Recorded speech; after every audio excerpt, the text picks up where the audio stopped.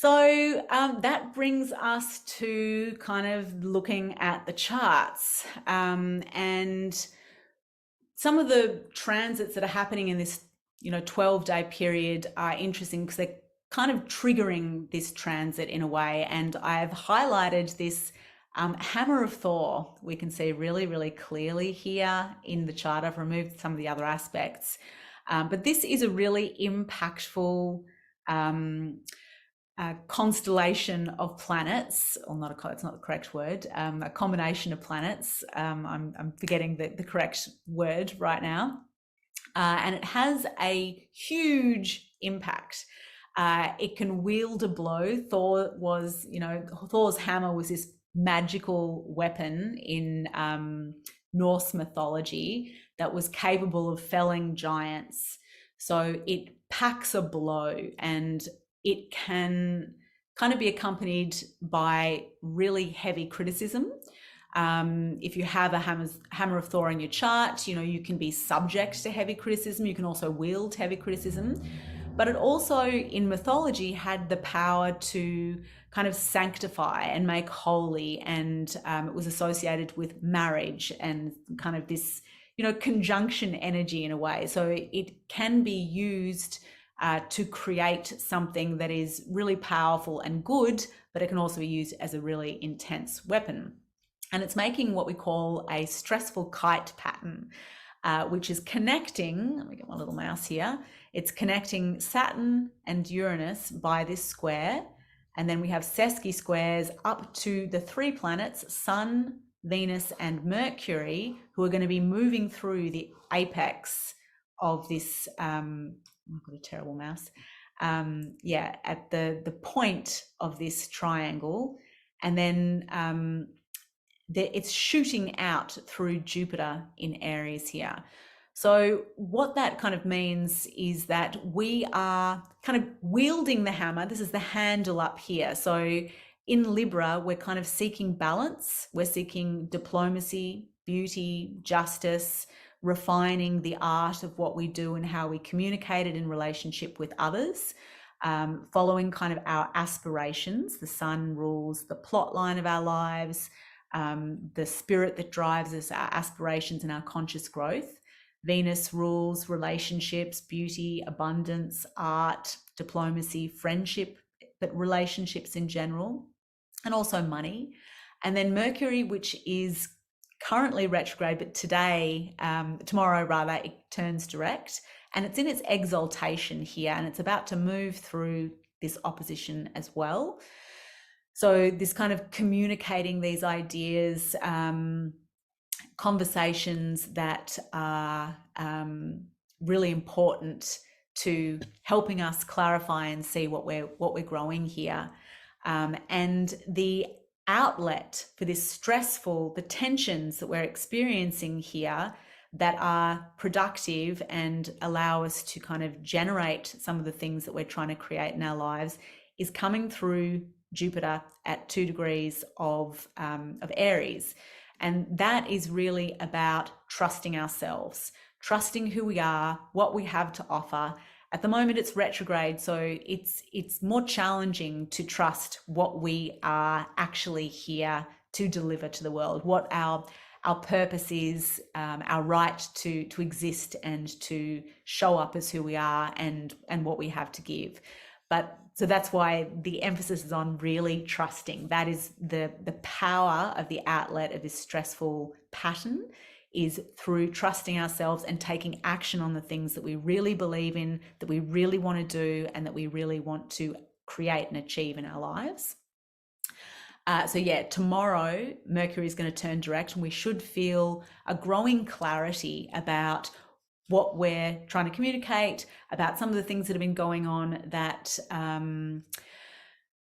have been cloudy. Although having said that, when Mercury does go direct, it's still going to be opposing Neptune, and Neptune is very foggy and there is still a lack of clarity. And when Mercury turns direct, it also is going to be moving very slowly. So we're going to be having a growing improvement in clarity. When Mercury is opposing Neptune, it's also a really lovely time to daydream and to get mystical and maybe get out of it a little bit and do some daydreaming. That can also be a nice thing to do. The thing to be careful of is, especially with the Hammer of Thor pattern at play here, is to be very careful of projecting evil intent onto others, projecting any kind of negative stuff onto other people. That can be a tendency with Neptune and Mercury. And just to kind of like focus on the vision, like try and let that kind of creative, mystical energy, the intuition, Mercury, Neptune is very intuitive as well. See what rises up and just kind of go with the flow. Don't try and have clarity. Don't expect to have clarity anytime super soon, and just let that energy be a really kind of creative immersion in the possibilities of imagination and what surfaces through that is going to help you build towards this vision, make concrete this vision in the world, or share it with the world really. Then on October 8, we're going to have Mercury, which will be still in Virgo at 26 degrees. It's going to be making a trine to Pluto. And that is a really powerful energy that could bring up deep, buried, secretive, profound sort of stuff and bring it to the surface to be seen. And it can also indicate that, there'll be news on the world stage or in community or whatever about really big, potentially heavy stuff that is really needs to come through, really needs to come out. And there's something that is really kind of quite liberating about that, transformative about that. And the very next day, Pluto stations direct. So that's another kind of testimony to the power of looking at things that are at the foundations, buried material, can relate to old traumas as well, and abuses of power. I'll be very interested to see what happens in Iran around this time, especially because, around the killing of Mahsa Aimee happened when Venus was in her fall in Virgo. And then when Mercury, they were in mutual reception, the two planets in opposite places. And then this huge voice was given to the suffering and the oppression of women. So it'll be very interesting to see what happens in that situation and many others when this trine, Mercury is news and Pluto is buried, secretive, powerful things that are, related to power plays and power dynamics. And then on October 10, we have the full moon in Aries. So again, it's really activating this enormously important place in which Jupiter's sitting, which is about really expanding in our lives by trusting who we are and trusting what we have to offer. And the full moon is at 16 Aries and it's conjunct Chiron, the wounded healer, commonly known as a wounded healer, whose wound, which was unhealable, made him kind of a master. He became an incredibly wise teacher of all of the heroes in Greek mythology. So again, there's this emphasis on what has wounded us, has eroded our self-confidence to some degree. And this process is about building up that self-confidence, not denying the wound, knowing that it may never go away, but also that it will make us wise and powerful in the ways that we do want to assert ourselves in the world. And the moon is also sextile to both malefics, Saturn and Mars, and that suggests that there's some really powerful energy that we can be using to bring that vision, to continue furthering that vision. And yes, that's what I need to say about that. And then we are going to jump into the charts. Does anyone, before we get started and looking at charts, does anybody have anything to say or add or ask questions?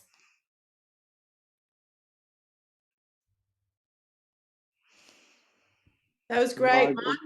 Yeah, great. Oh, cool. I'm so glad. Yeah, we're good. I mean, a lot of this is going over my head. Right. But I'm also just like pulling out, like sometimes when you say something, I'm like, yep, that makes sense. And then I don't understand a whole bunch of the other stuff because I'm not fluent in all of these symbols and numbers and stuff. Yeah. So, yeah, but I'm still, I think, pulling out I guess the larger idea of the Saturn Uranus, this really strong oppositional combination and these relationships toward one another, and that feeling of the tension that you're talking about. And yeah, so anyway, continue on, and we're just picking up like bits. Yes. And as I said, yeah, you don't need to like remember or understand all this, but I do hope that as it washes over you, there are things that are coming up for you that are like, yeah, that really does resonate for me. And in a nutshell, it is about the kind of the old way of doing things, the structures, and then what needs to be innovated and what is actually needing a little bit of a revolution in life. And the pressure and the tension between those two things creates an opportunity for us to create a new outcome, basically. And at this phase in the cycle, it's really about, gaining mastery in what we do and what we have to share. That is a balance between the discipline and the maturity that's required to take what we've built to this point to the point of making it immortal in society, so to speak, so that it has a life of its own. And so that we achieve a level of mastery that what we have to share can sustain us financially and otherwise. And so the key words that I have been thinking about in terms of this square that we want to think about is choice. What are the choices that you can make right now that you know are kind of calling you?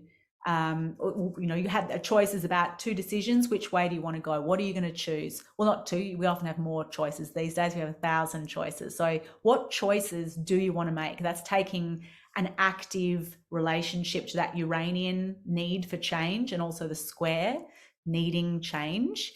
So choosing choice, choosing what you want to do, knowing that change is a given. Change is happening now. There is no way to avoid change. None of us are going to be able to avoid change now. So choosing change and what change you want to make is powerful. So I want you guys to think about that.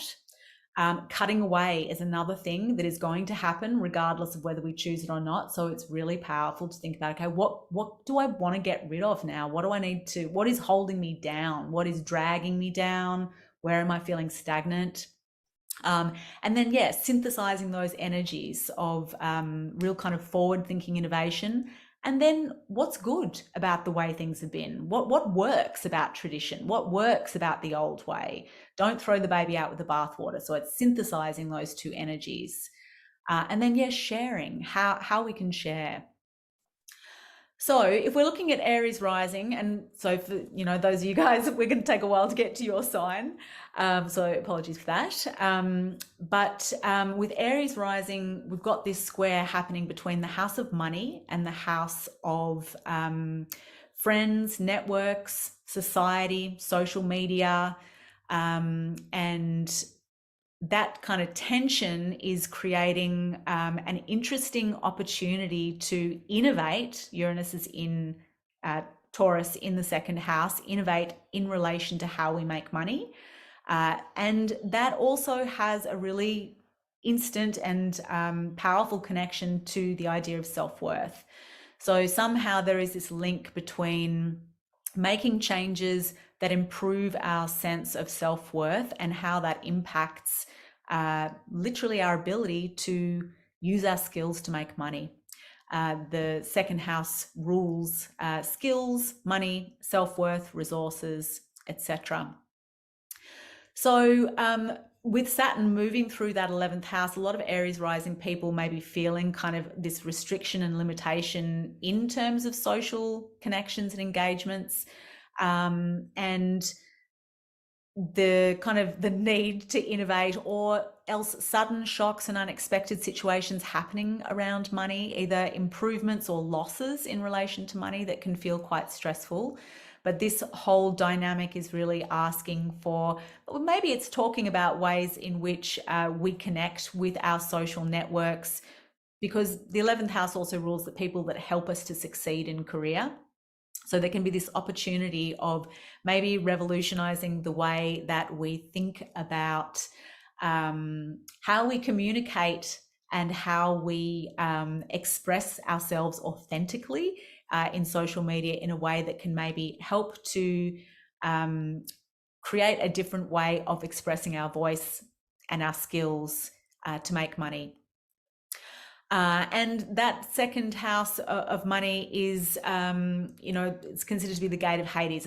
Things move very slowly in that area. So it is a good idea to think about small incremental changes that emphasize beauty and simplicity. It's also asking us to simplify, which I have completely failed at, obviously, in this talk. And it's a nice reminder that it's all a process. And I have learned a lot in this process about what I need to cut away. So that is definitely something that I value through this process of failure, which is an important part of it as well.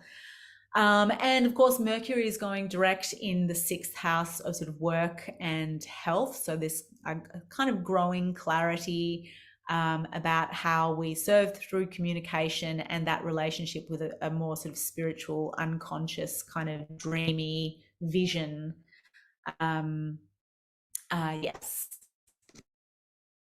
Anyway. And then we go to Sarina's chart. And she already told us what the things were that were happening in her life at this point in time. Let me just get up my notes that I wrote for Sarina when she was... Okay, so basically, we can see that as an Aries rising, this particular... I think I forgot to mention actually in the chart before that kite pattern is looking for release. Oh, I've gone the wrong way, sorry. There we go. The kite pattern is looking for release here in the sense of self. So there's this really important emphasis on trusting oneself for Aries rising people, and for finding that balance between self and other in relationship, but really prioritizing kind of healing in oneself and asserting who one is in a powerful and dynamic way that can really help to mediate the stress between money, issues of money, and issues of feeling isolated in kind of in a social sense potentially. So Sarina is an Aries rising, and there are definitely some very the point of, I guess, speaking to specific charts is that we can see how the arrangement of planets brings in new topics or makes things much more specific. So for Sarina, she has Saturn in the 11th house of friends, networks, society, social networks, etc., opposing her natal Saturn. So that Saturn opposition is really intense. So it is interesting that you said, Sarina, that, in the last 10 days, you're feeling like your world is kind of turning upside down. There's that Saturn opposition when the Saturn is like facing off with your natal Saturn. It kind of brings up big issues of from the past, like how things have unfolded in accordance with what we planted in the past, or the things that have happened in the past, the kind of harvest of those events, of our past actions, etc. And where there are challenges and upheavals and difficulties in that sense, that's what's kind of asking us for change. It's saying these are the places that are asking us to make changes and innovate. And it sounds like, with your natal Saturn in the 5th house of creativity, pleasure, children, romance, sex, etc., and then facing off this kind of more social and societal Saturn, that there is that tension exists between how you how you are relating to the roles of parent and then also of caring for a parent. Saturn is also kind of representative of parents and aging parents. So this kind of upheaval and this change that is maybe forcing you to get more creative as well, because it is really activating your house of creativity, and to be more creative in the way you make money. By trusting yourself and asserting what you have to offer. That seems to be showing up very clearly there as well. And also because Uranus is transiting the house where you have Mars and Venus. So Venus rules your relationships and Mars rules you. So it's this kind of finding a synergy between how you do relationships and how you are also how what you're wanting to bring into a relationship to self, resources, relationships with others, and also your kind of the transformation that are taking place in your inner life. And the questions you want to ask yourself is, what do you need? How do you need to nourish your own sense of self-worth so that you have the resources to be able to make the changes and offer the support that you're wanting to provide to your mum? It's amazing that, you know, you're having this kind of new publishing opportunity come through, because that is really being sort of triggered in your house of creativity there. And that is, you know, with this, the hammer of Thor kind of pattern, there is a really strong sort of emphasis on expressing yourself and expressing yourself in ways that are, you know, literary and relate to ideas. Is definitely indicated there. Yeah, so there's also with the full moon's going to be occurring also in Aries, right on your south node. So there's this opportunity to maybe release some through this process, you know, the stress and the trauma of looking after your mum, to release some of the ideas about yourself that have maybe been holding you back from being able to make the kinds of leaps of faith that would allow you to achieve the goals and the ambitions that you are working towards and that are unfolding. Mercury turns direct in your house of like service and work as well, so that will also be making a trine to Pluto up in your career house, so that should bring some interesting information in that could be empowering at some level at that kind of career level. So yeah, these are just like very short little things, but I hope they give you a little bit more specificity about your experiences. So for Taurus, it's hitting Taurians like pretty hard because Uranus is transiting the house of you, yourself, your personality, your body, your identity, your instinctual experience of life and responses to life. So for you Taurians, this is a really huge time. Also because Saturn is transiting your 10th house of career. This kind of cross of the 7th house of relationships, the 4th house of family, and the 10th house of career are like the loudest parts of the chart. Anything that's happening on that cross is impacting your life in a really, really big way. So what we want to look at with this kind of tension between career and self, the pressure, the restrictions seem to be coming through Saturn in the career house. So it can suggest kind of difficulties or obstacles at work, or an increase in pressure or responsibilities in work.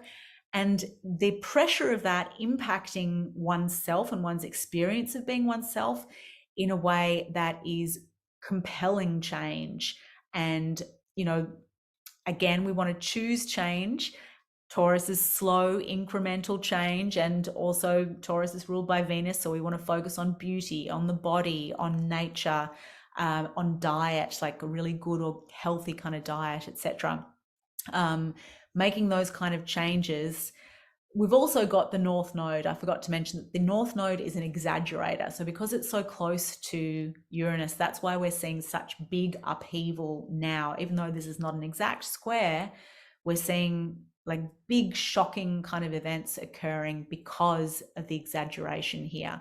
So for you guys, Taurus rising people, you really want to be focusing on what you value and how, asking questions about what you can change, what you want to choose to change, about how you do things, about how you maybe express yourself, how you take care of yourself, who you want to be, removing yourself from certain constraints that are holding you back from expressing the truth of who you are. And somehow the pressures that are coming from career are actually helping you to do that. And the outlet is coming from the 6th house through to the 12th house. So it's like, again, how we serve, how we work, how we address our health, how we find balance in health. And then the 12th house is kind of about, can relate to self-sabotage. So it's looking at, like, how am I undermining myself? And where do I need to express myself authentically and assert who I am and take action in that regard, to create this kind of a really powerful potential to generate new outcomes that take you forward. So Amelia is not here as well, so I can't ask her what the big events were that were happening, but some of the things that I noticed in her chart is that she has the North Node is exactly conjunct her ascendant. And the ascendant is that very sensitive degree, which is who you are. And the North Node is that exaggerator. So there's this really strong emphasis for you, Meals, on who are you? Who do you want to be? What is the direction you want to take in terms of becoming more true to who you are? And what needs to change in relation to that question? Like, to become more true to who you are, what choices do you need to make? What needs to be cut away? What changes need to be made? How can you synthesize between this kind of emphasis, focus that you have on career, which has a really sort of social advancement, an emphasis on social advancement, on justice, on fairness, on ensuring that there is a balance of power in relationship dynamics. That is all really powerfully being activated up here. It's right on your midheaven. Saturn is right on your midheaven. So it's saying, okay, how do you master your understanding and your application of the things that you've learned in career in a way that allows you to really kind of rise at that level of career? But it's also placing pressure on you. Where do you need to make adjustments in your life to be in alignment and to synergize that power that's increasing in your career in a way that allows you to feel more liberated and more able to find joy and pleasure and creativity in your own life? You're also having an opposition with your natal Uranus.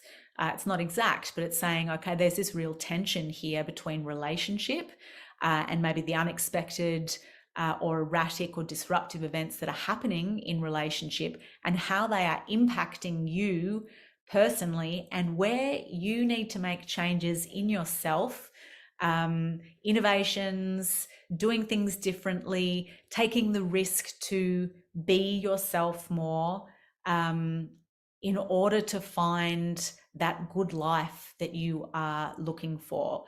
And so the question also is about, where, with a Taurus rising, remember Taurus is the slowest of the signs to change. Don't rush me.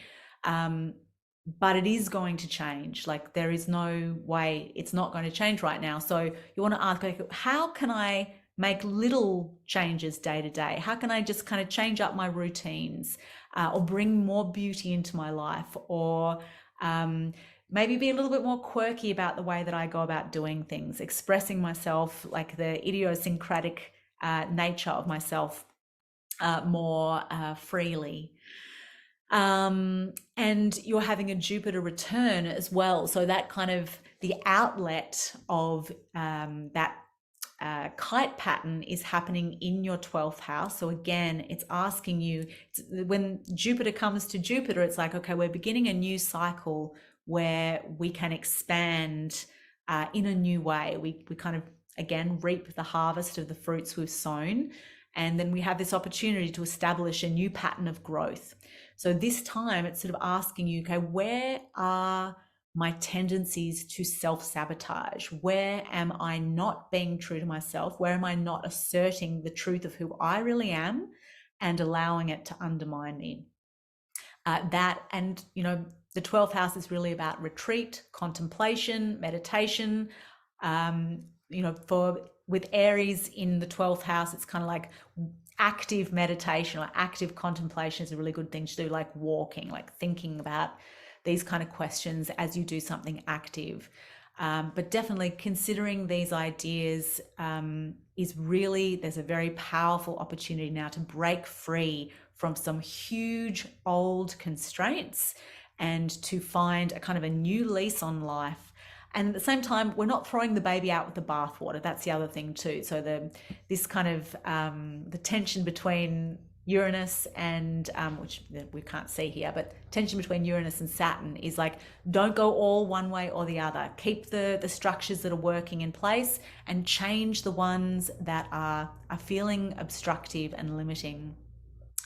And of course, this is going to be super activated as well with the full moon on October the 10th. So it'll be a real time of gaining more illumination about where you need to assert yourself more powerfully and where you might be undermining yourself and what changes you can make that could feel exciting. So Gemini rising, you're going to have Saturn is in the 9th house of higher learning, higher thinking, spirituality, philosophy, foreign travel and cultures, and it is making the square with Taurus in the 12th house, which, as we just mentioned, is this place of retreat, of the unconscious, of blind spots, of the potential to self-sabotage, where we can kind of get lost from ourselves. And so this is like a really strong aspect. Both are very spiritual houses, really, Gemini. So there's this really strong emphasis on I just realized that, let me just pause my 1 second, guys, sorry. Just realized I can't do my oopsie days. Oh my goodness, I'll pause my okay, so yeah, for Gemini rising, we have this really strong emphasis between how we're wanting to kind of master our thinking and our learning, and also apply that to in a way that we're gaining mastery in this area. So there's this real emphasis on learning and mastering and kind of looking back at the things that we wanted to learn about and to the ways that we've wanted to grow. And then it's making, you know, a tense aspect with this kind of the sudden and unexpected events that may have been occurring that have thrown us off course. So I find this really interesting because it's the things that throw us off course that often have such a really profound spiritual impact on our lives. And so there is, it feels to me really strongly that the things that are maybe have been really challenging, and the 12th house can also deal with health issues as well, like really serious health issues, and just this feeling of kind of isolation from the world. But it is a really powerful time to retreat in solitude and to find that kind of embodied experience that brings pleasure and brings nourishment at a really, really deep level that allows us to really find that sense of mastery that we're looking for, that we can share something that's really powerful with our community, with our social groups.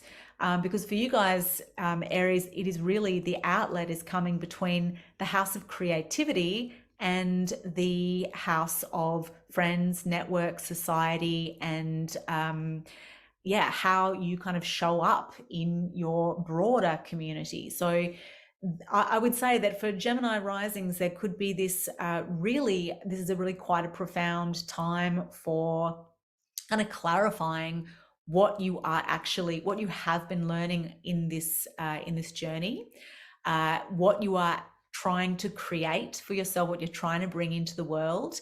And the question being, like, how can you make innovative changes that help you to avoid doing the kinds of self-sabotage that may have led to some of the challenges that you've been experiencing, the disruptions and the shocks, and that the feeling of being suddenly thrown off course. What kind of innovations can you bring into play? Again, like Taurus is nature, so finding that kind of healing energy or focus on intuition. Uranus in Taurus is very much about like bodily intuition as well.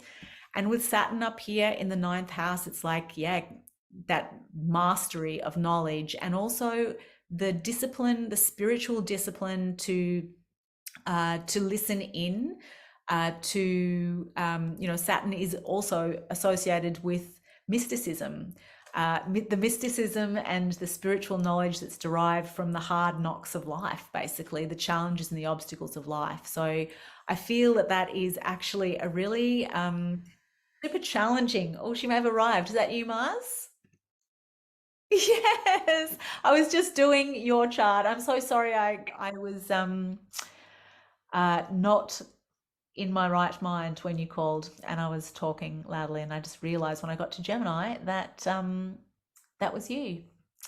So I just gave a little bit of an overview. Sorry, darling. But I was saying this feels like a really exciting time. We've got this stressful aspect that's happening between your 12th house and your 9th house, which is about, with Saturn in the 9th house, it's kind of about mastering your own relationship to spiritual knowledge. And it is a lot about learning and about kind of the patience and discipline of developing that mastery slowly over time. And then also with Uranus in the 12th house of isolation, retreat, serious illnesses, where we kind of self-sabotage and can lose our way. Uranus here close to the North Node is asking, the question that it's asking is like, what choices are we making, and what choices can we make that could bring more liberation into our experience of, sorry, I'm getting a little backtracked. How can we innovate in order to bring something forward that's really of value to us into the world? And what kinds of changes could we make that could help us to avoid the sorts of self-sabotage, which we're all prone to, that exist in the 12th house here. And so with Taurus in the 12th house being, Taurus being so resistant and fearful of change, but with Uranus here, it's saying, okay, and with the tension with Saturn, it's saying, okay, what small incremental changes, cautious experimental changes can you put in place that are really going to empower spiritual growth? For you guys, Geminis, it's a really very powerful spiritual aspect, because although this 12th house can relate to self-undoing, self-sabotage, and the consequences of that, it's also the place where mysticism exists, the unconscious, where we grow the ideas that we're going to bring into the world as material things eventually. And it's associated with spirituality, the growth of spirituality and mysticism and mystical contemplation, etc. So the tension that you're experiencing here between the desire to learn and to master something and the challenges that maybe have been throwing you off course is that there's a really strong spiritual development going on here that is about the attainment of mastery. And the questions we want to ask is, what choices can you make? We have millions of choices and change is coming. There's no way to avoid it. So what choices do you want to make that are going to help to right you on that track, on the track that you want to be going in? What can you cut away? Things are going to be cut away in this time. So it's like, what do you want to get rid of? What can you actively choose to remove, relinquish, etc.? And then this stressful pattern is making a really powerful aspect to your house of creativity, pleasure, romance, children, and it's finding its outlet in the 11th house of friends, associations, social networks, other people's children. And Jupiter is the planet, the greater benefic. And so the outlet is there, like trust yourself and who you are, how you show up, how you want to show up, being really authentic to yourself in your circles, in your friendship groups, in your social network, how you relate to other people's children, and taking action to really, whatever actions you're inspired to take, to really be authentic to yourself. And at this point in time, as I mentioned already, that can feel challenging because Jupiter is retrograde. And it's going to head back into Pisces, by the way, at the end of the month for a couple of months. So you should feel like a revival in the area of career and what you're wanting to do and how you wanting to show up in the world as people see you, Gemini risings. So I actually feel like it's tough because it's activating the 12th house, but I feel like it's pretty inspiring. And also Mercury's about to go direct in your 4th house. So there could be some clarity and good news coming from family, or powerful news that actually surfaces things from the past that have been challenging that are really quite transformative. Mercury, of course, is also opposing Neptune. So for the next few days, don't try and get super clear clarity. It's not going to be around, but do focus on intuition, on kind of dreamy, daydreamy visioning of what you're wanting to achieve in career and family and home. That's really strongly being activated here. So I feel like, yeah, it's a really interesting time for you guys, Geminis. Okay, do you have any questions or any comments that you would like to add as a Gemini rising, Mars? We've been kind of sharing a bit, even though I'm being the huge gas bagger. You don't have to share if you don't feel like it, but... Hi, everyone. No, sorry, I just kind of jumped on and... Yeah, no worries. Yeah. No worries. Totally cool. Okay, let's go to the next one.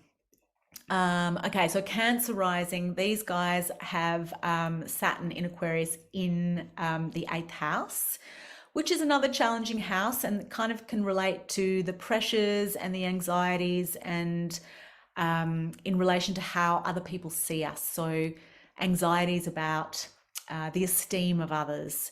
It's also associated with karmic entanglements and with psychology and other people's money and other people's stuff, like how we're impacted by other people in ways that feel quite karmic.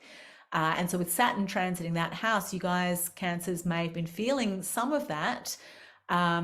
Maybe, you know, some challenges maybe with money or other people's money or a partner's money, but also dealing with some of that kind of old karmic stuff that might involve some traumas coming to the surface and kind of having an influence or creating that kind of pressure between Uranus over here in that 11th house of friends, associations, networks, etc. And hopes and dreams. The 11th house is also hopes and dreams. So it's like what we're wanting to, bring into what we care most about, what we love most, would love most to bring into reality.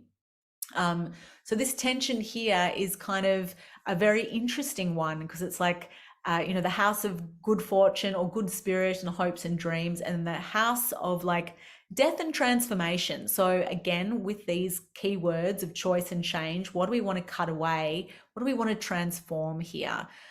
How can we be more authentic in showing up as ourselves, and how can we use those experiences that have been really challenging? 8th house experiences can be really challenging, like a death and transformation. And how can we use those experiences to really kind of fuel the way that we show up in society? And, you know, the 11th house in Taurus is ruled by Venus. So there's this real kind of emphasis on how we show up in ways that are beautiful and artistic and nurturing, and that are about how do you value showing up in society? Like, what's of value to you in your friendships? Like, you know, also this kind of question, as I've got in the notes here, about how you show your value in your friendships as well. That could be part of the tension as well, where you might be feeling like an outsider and that maybe people don't fully respect you or love you in the way that you would like to. And so the innovations and changes that are being asked of you over here in the 11th house is like, how do you want to show up in society, and what changes, what choices could you make that increase your pleasure in your friendships and your social connections, that increase the way you experience beauty in those relationships, or the way you offer or add beauty to those relationships, or by connecting with people in different ways. So again, this question that we're being asked is like, where are the structures that have been supporting us in these areas of life? Where have they become too rigid? Because both of these signs, Aquarius and Taurus, are very security oriented. All the fixed signs are quite security oriented. So they are afraid of change to some degree. It feels like a threat to security. So what we want to do is kind of realize that actually there's this opportunity to innovate, to create more security. Holding on to those rigid structures is actually undermining us to some degree. And it means that we will feel a lack of freedom and a lack of the ability to kind of flow freely as ourselves. And for you guys, Cancer risings, you are having this kind of the outlet through the fourth house of family. All these three planets are activating this hammer of Thor here.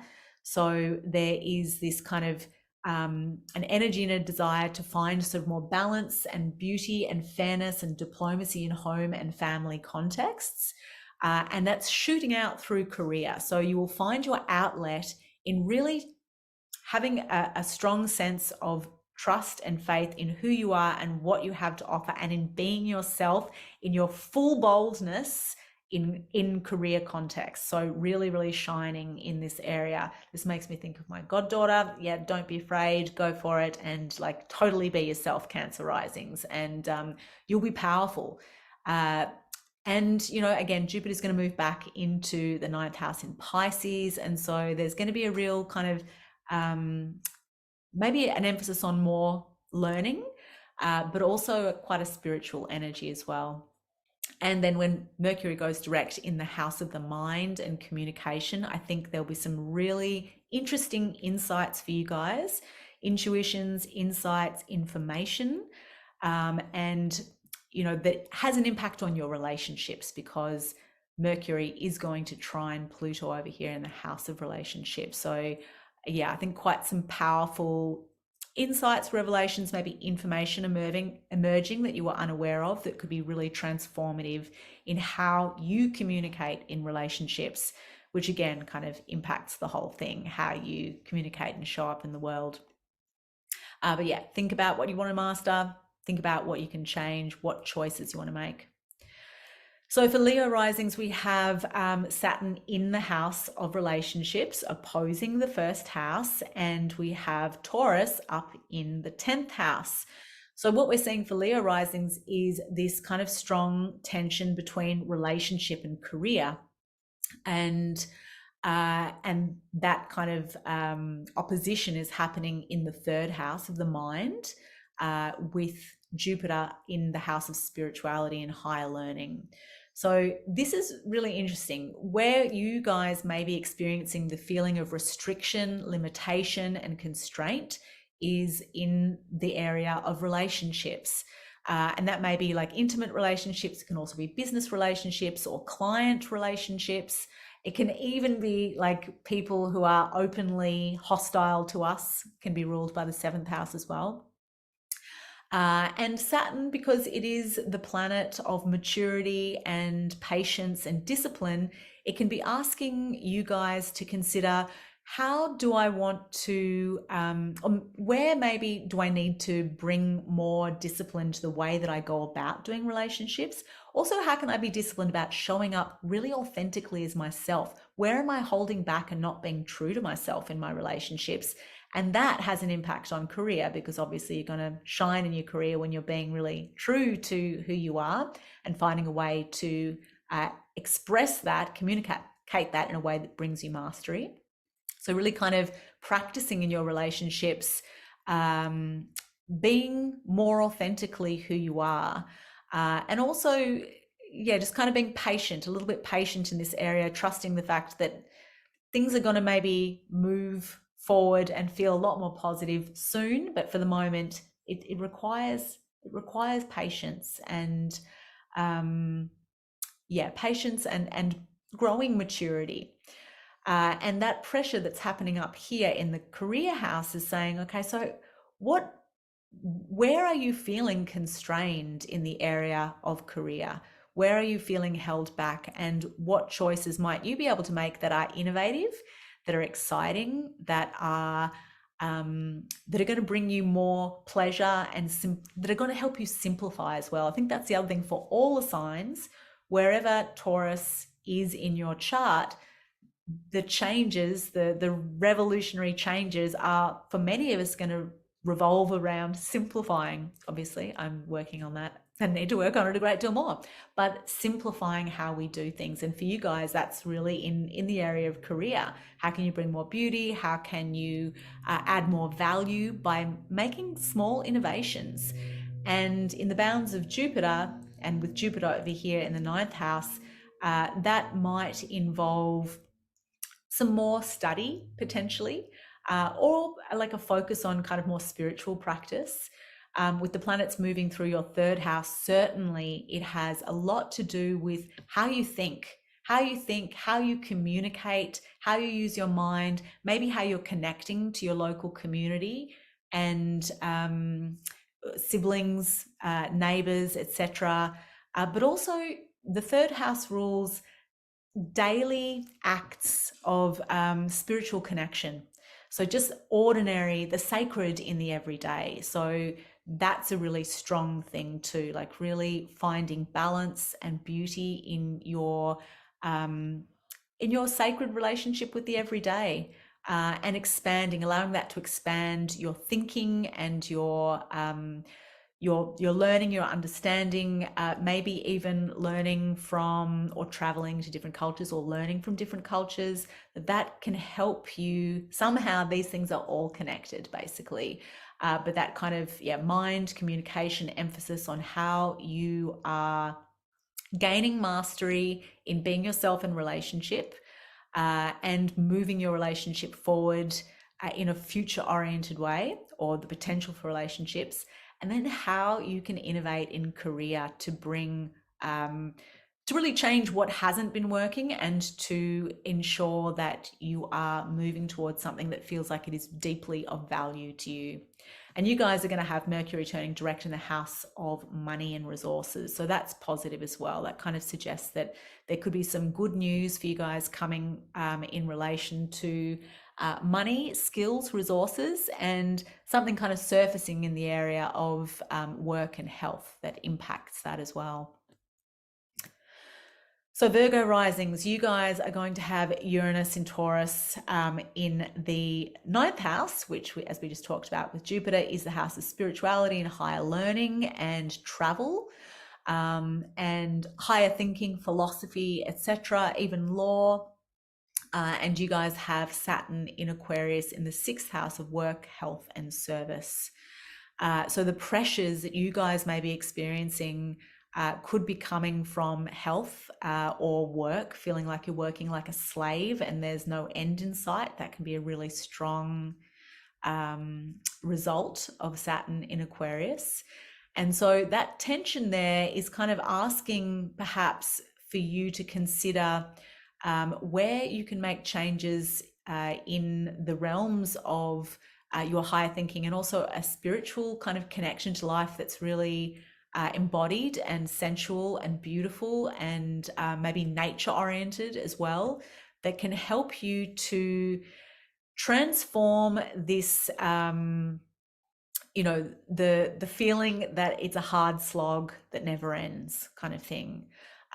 So the opportunities for innovation and change are coming from up here, in that realm of the spiritual and the philosophical, and the way we think that is at a higher level.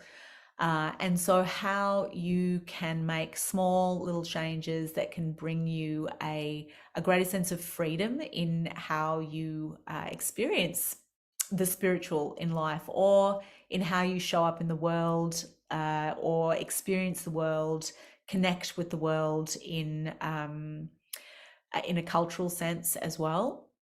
And that full moon and that opposition that's giving you an opportunity for release from this kind of stressful tension is showing up in your 8th house of transformation and of other people's esteem. So that suggests that for you guys, Virgo rising, there could be this could feel like a really sensitive time, an anxious time where you feel really anxious about what people think about you. That can be a real indicator in the 8th house. And with Jupiter retrograde there, when we're all kind of being challenged to trust ourselves, to have faith in ourselves, for you guys, that could feel especially tense at the moment.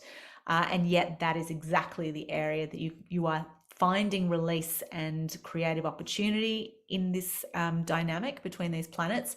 So any ways that you can, because the 8th house also deals with transformation, psychology, death and transformation, karmic entanglements and stuff. So this can be a really powerful time to do a little bit of self-exploration, maybe with a counselor, or some kind of spiritual practice that allows you to delve deeply into experiences from the past that have impacted this feeling of anxiety about how people value you.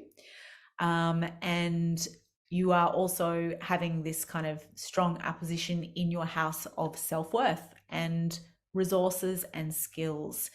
So with Venus here in Libra, this is a really powerful time in which there is this opportunity to enhance and improve self-worth and to grow. Jupiter expands our horizons and allows us to grow and expand.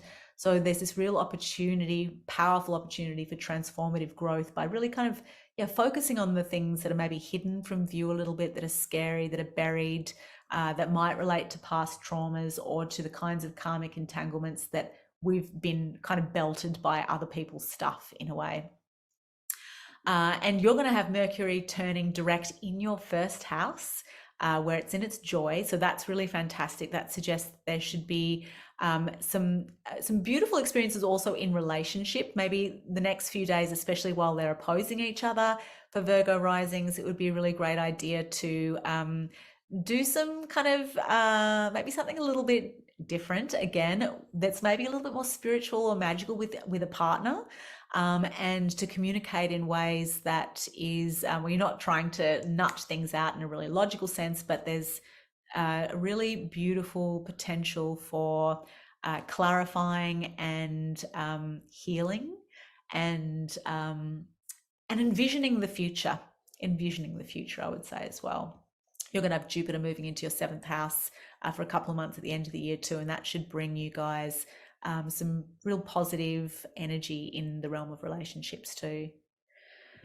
Okay, so Libra risings, you guys have Saturn in the 5th house of creativity, romance, sex, children, risk-taking, etc. And you have Uranus in that 8th house we just discussed, which is about karmic entanglements, psychology, sex, death, and transformation. So these are both the houses associated with sex. This is kind of pleasurable, creative sex. And this is the kind of like deep, intense, sexual, karmic kind of connections that can show up here. So there is this strong sort of tension that's happening between the house of creativity and the house of the experiences that maybe have been challenging and heavy, how other people see us as well as another factor, of course, we just mentioned before, but how we transform through those experiences. It is a really powerful house. Whatever exists in this house will be transformed over the course of the lifetime.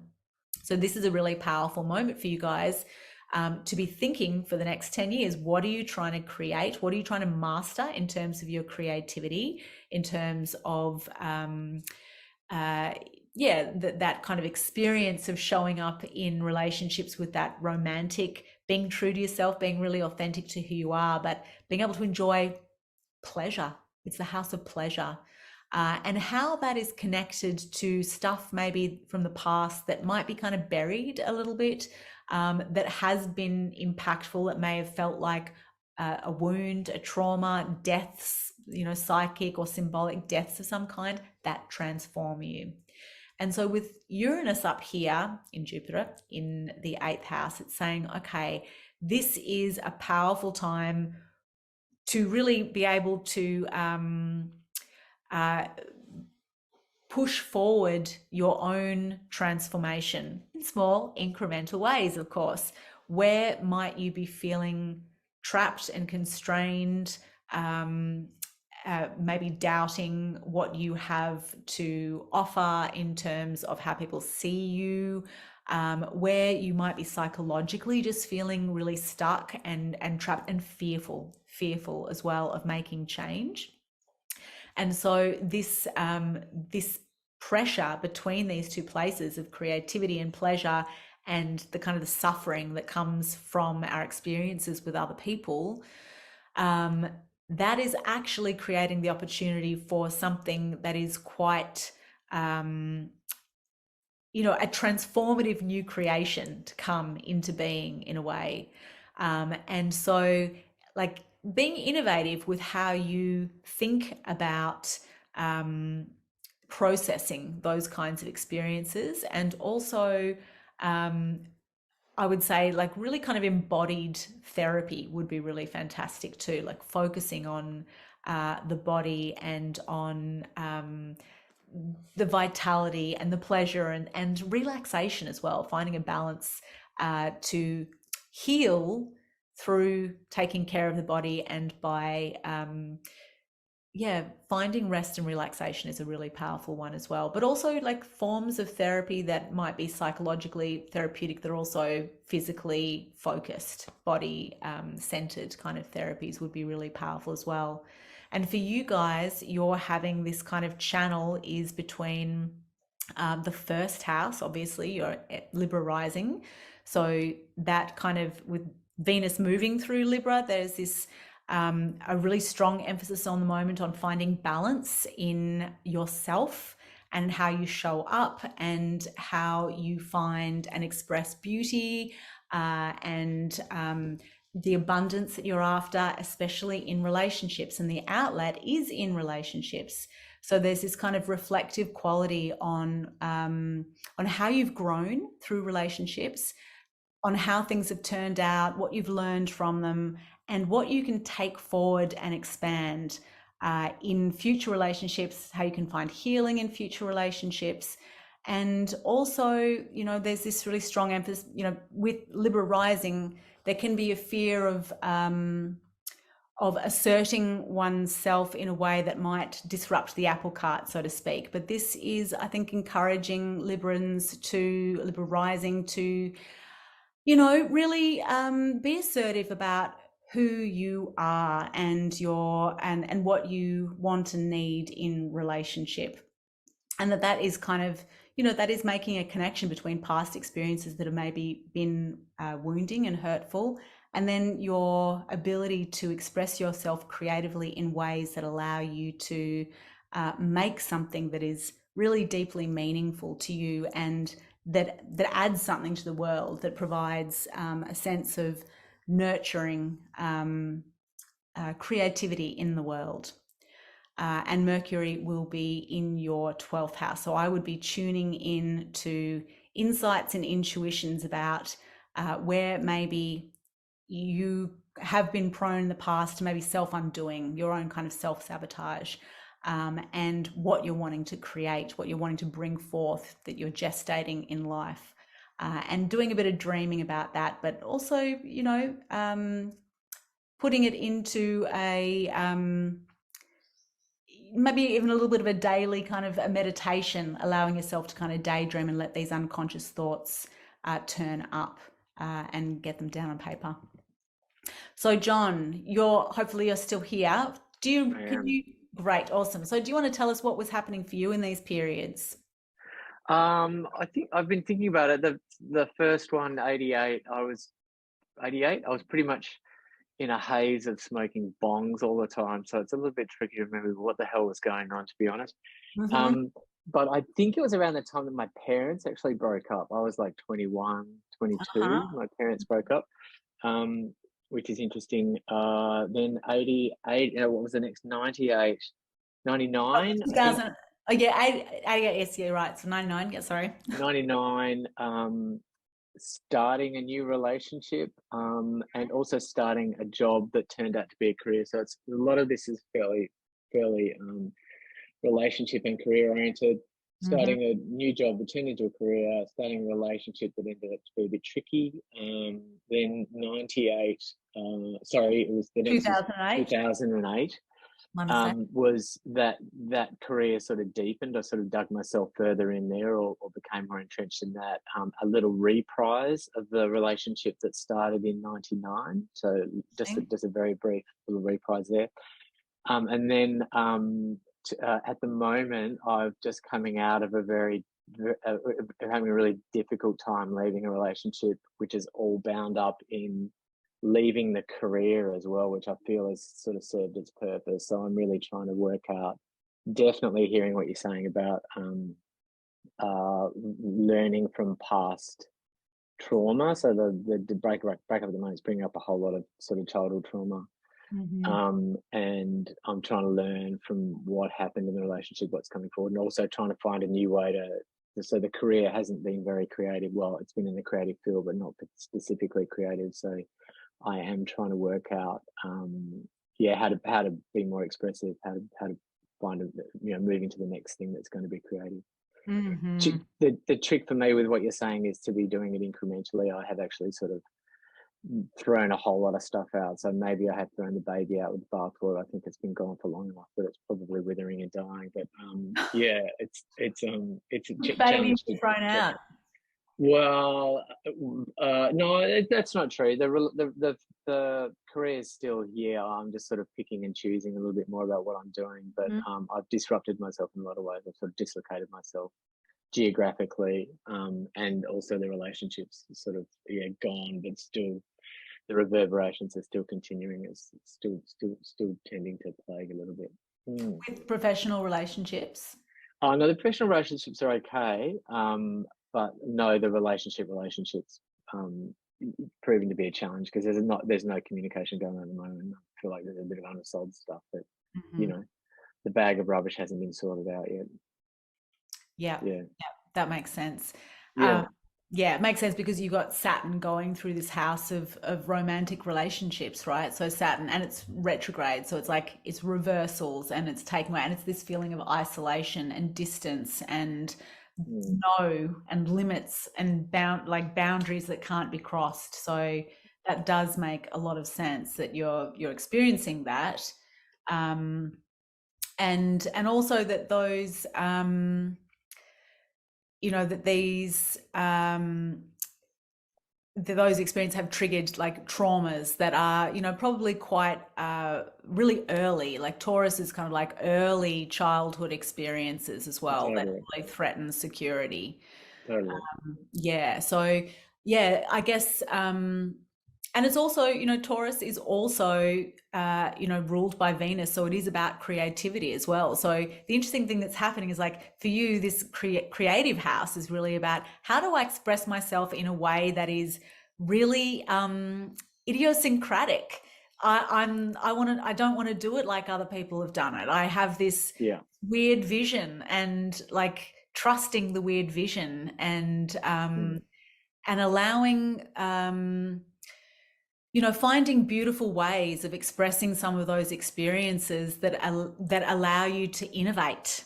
That's the thing. The opportunity I feel with Uranus going through that 8th house is that it could shake up create some really exciting opportunities for expressing ideas that are kind of from a new perspective, in a new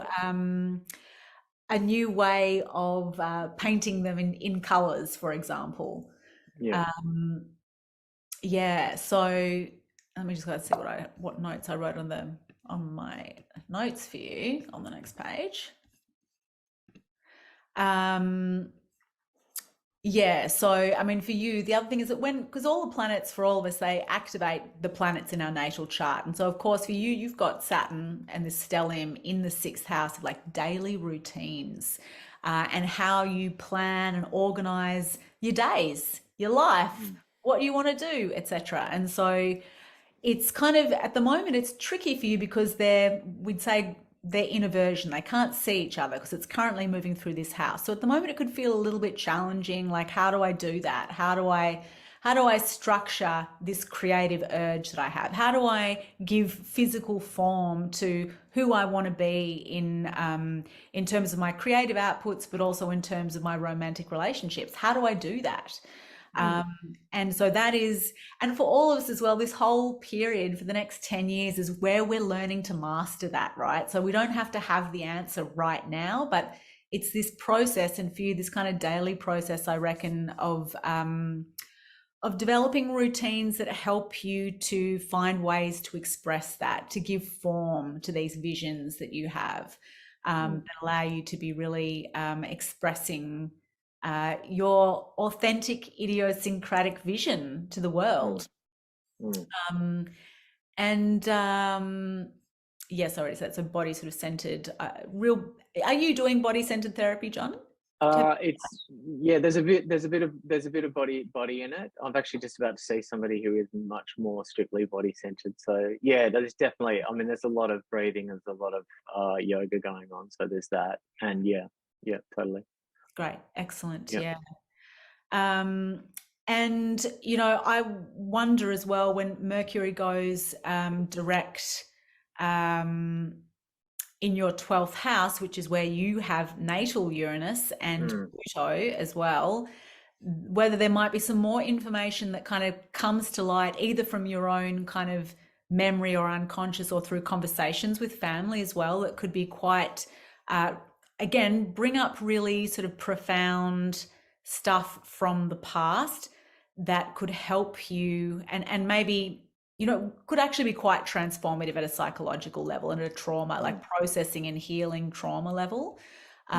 So yeah, I just kind of paying attention to that as well. But yeah, I really think that for you, there's such a strong. Why do you say family? Because you're pointing down to the 4th house. Oh yeah, because at the moment Pluto is at 26 degrees of Capricorn, which is right down about here, and Neptune, my goodness, what am I saying? Mercury is at 26 degrees, or it will be in a few days.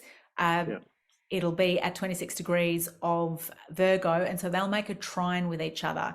And Mercury is in its exaltation, so that means it'll be news that could be quite clarifying and helpful, except that it's also opposing Neptune over here. So we want to be careful of projecting onto other people or thinking the worst in also, you know, communications that come through Mercury and Neptune can sometimes be, you don't want to believe everything you hear. People can be quite deceptive and dishonest. That is a factor. But because Mercury is in its exaltation, I would say that, you know, it could bring up, Pluto rules really deep buried psychological material, often trauma related material, things that people have hidden and kept secret, that when it's revealed, it is totally transformative and so empowering.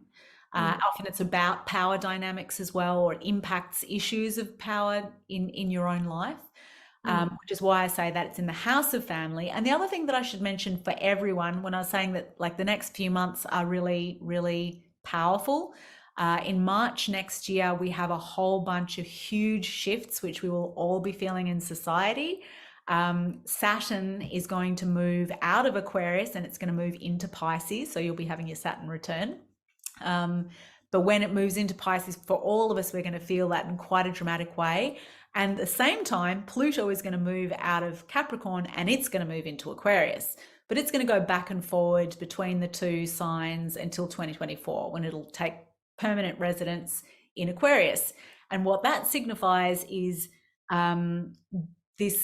the process of Pluto being in a sign is really kind of the process of finding our own power, really, and understanding what needs to be destroyed in our life that isn't working, and what we want to transform, and how we grow into the power and the potential of whatever house Pluto at Aquarius is sitting in.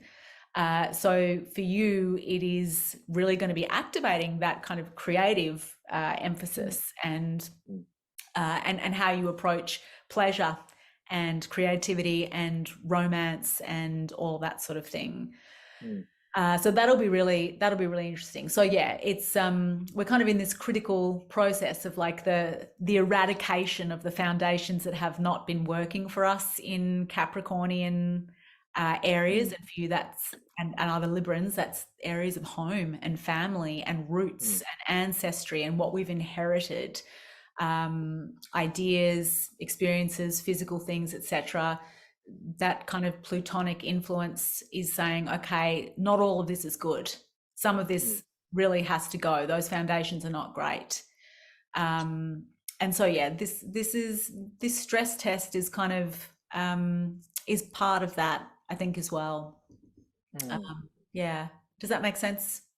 It does, yeah. Thank you. Pleasure. Yeah, thank you.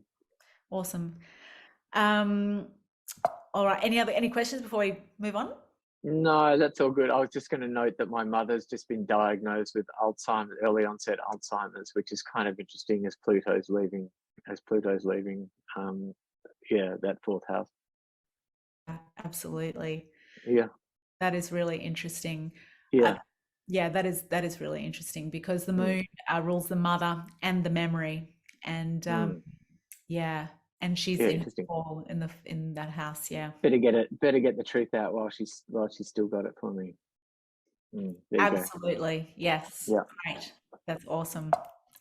All right, let's move on to Scorpio rising. Bo Wong, are you there still? She's not listening. Oh my God, this is so long. Sorry, guys. Hey, Bo, are you there? Can you hear me? Yes. Hey, mate. Hey, we're coming up to you. Okay. Hi, sorry. Yeah, we just had to tune out and get a few other bits and bobs done. Totally. This is taking a long time. We're just too sick then. Yeah. Okay, so we're looking at Scorpio rising. And we're not at your chart yet, but I'm just giving you a heads up. Okay, so Scorpio rising, basically you guys have got Saturn in the house of family and home and roots. And you've got Uranus. Sorry, Mon. Yes, Bo. To just jump in. Is this, I just didn't know what my rising sign was. Which is sort of part of the reason I just sort of tuned out, because I haven't done any of my chart stuff. So I just wanted to mention that while we were well, that is yes. So that's really that is really interesting. So I would have asked you, like, yeah, does this look like you? But you don't know. And now that I think about it, you're at 28 degrees of Scorpio, and that means that you could actually be a Sagittarius rising. I would not be surprised. I'm going to have to look at that afterwards. So if I were you, I would listen to this one and the next one and see which one applies to you best. Yeah, because you're literally within like 1 degree and 15 minutes of the next sign at the time you gave me. Yeah, I think I'm the same in my sun sign too. I've got that cusp. Oh. I'm in that same. Oh, I'm in the wrong one. Yeah.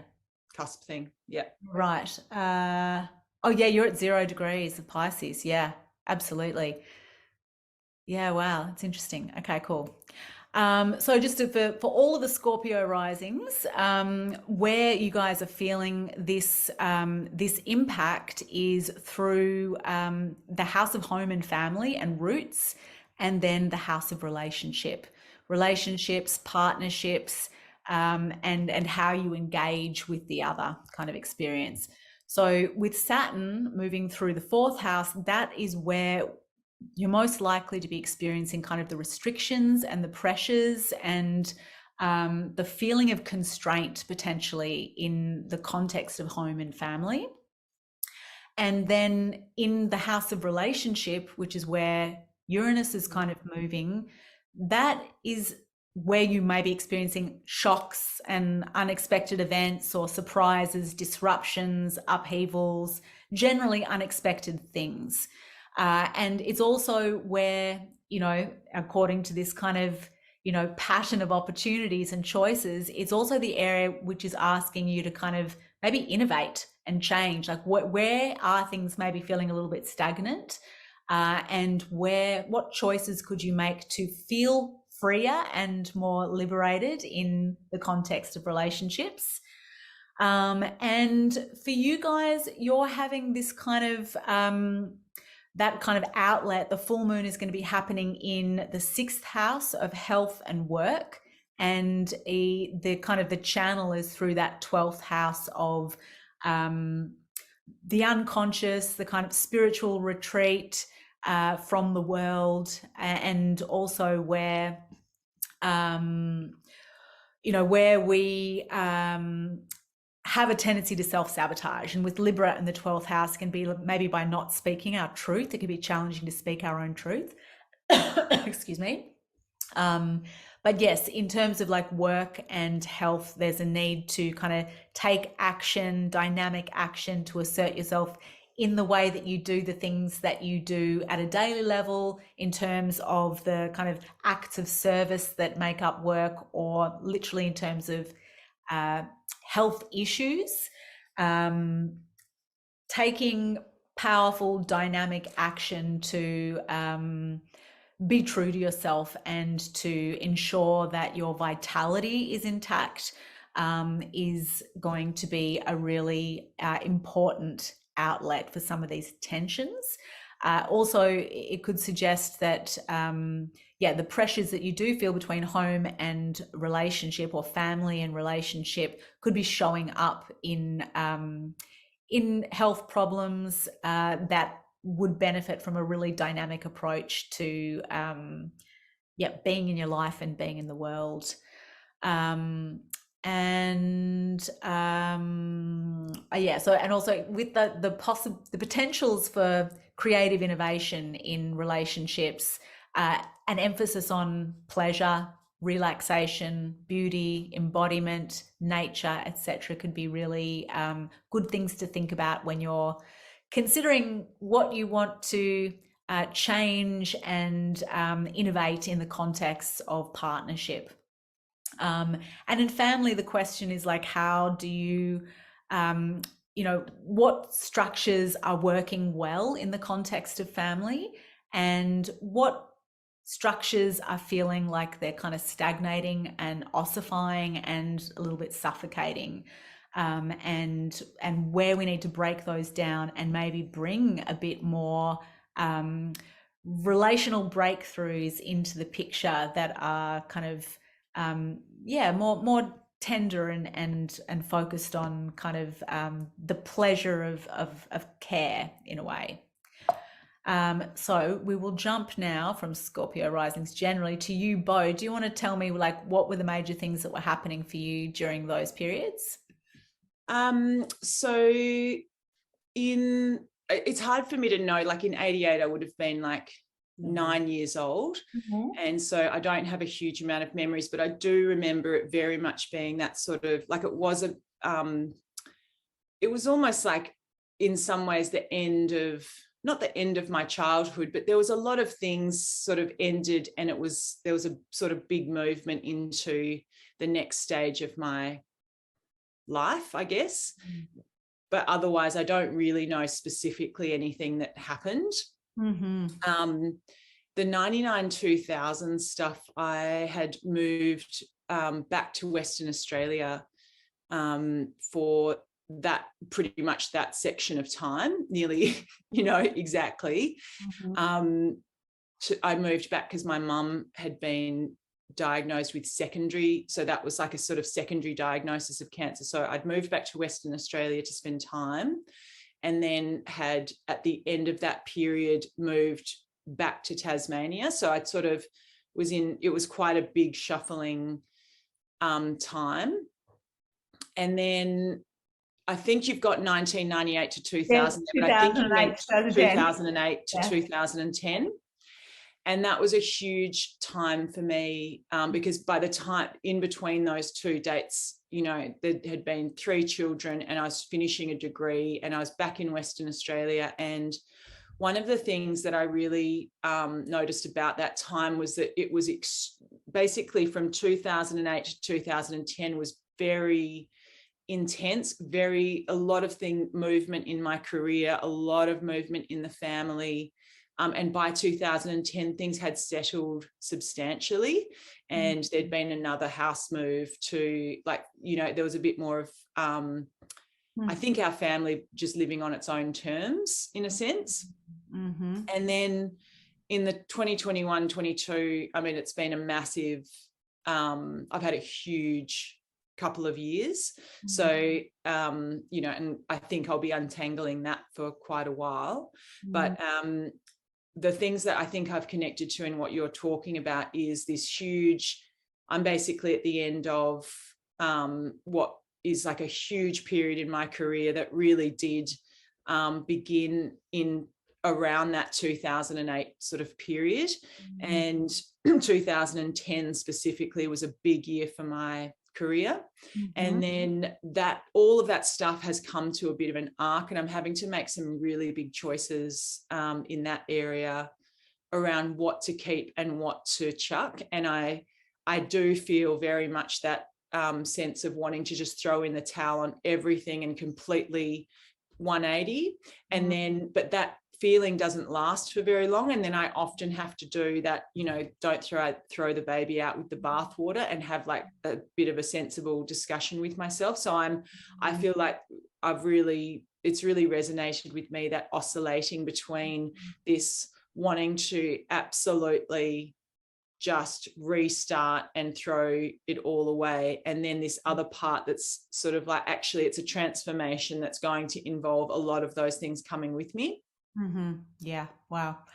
After what you're saying, I feel pretty confident that this is not your chart. I think that you're a Sagittarius rising, and I would have to go into my program, and maybe I'll just do that really quickly and find you. Oopsie days. Because what I've written is probably not. Because at the moment, are you feeling the pressure between family and relationship?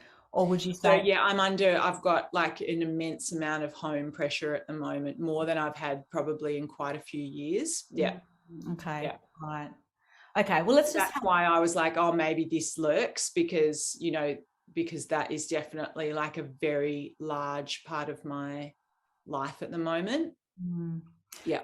And what about with relationship though? Is that are you feeling like kind of maybe I don't know, whether unexpected kind of things have been happening in that area, or the feeling of a need for more freedom in that area? Is that? Oh yeah, I mean, we're also at the end of like children at home. Yeah, we're like very much coming to the end of that, and it's a big push-pull, because although children are, you know, growing up and leaving home, they do leave, but they don't fully, you know, it's like this very coming and going sort of scenario. So it feels like a pretty bumpy transition, to be honest. Yeah. But yeah, there's definitely, I've got a very strong sense of, like, I keep coming up with all these brilliant ideas, and then trying to work out how to make them family friendly, and then realizing, actually, I think I'm just going to have to hold off a little bit longer. Yeah. Wow. Okay. I mean, it's really interesting. I will have to look at your chart properly again, Bo, because I can see it. I can see how, from what you've said, it could relate to both. Yeah. And I find that as well, you know, sometimes with the whole cusp thing, I find that it can sort of oscillate a little bit. Yeah, totally. Yeah, I'll have to look at your chart properly sometime, Bo. But I'm a complicated woman. Yes, totally. But I have to say, I was surprised when I saw that you were a Scorpio rising. It didn't really fit how I thought of you, because I feel like you are somebody who does make changes very quickly. You kind of quite adventurous in some of the changes that you make, very dynamic in that regard. Whereas that's not generally the case when you have fixed signs on the cardinal, I mean, on the cross.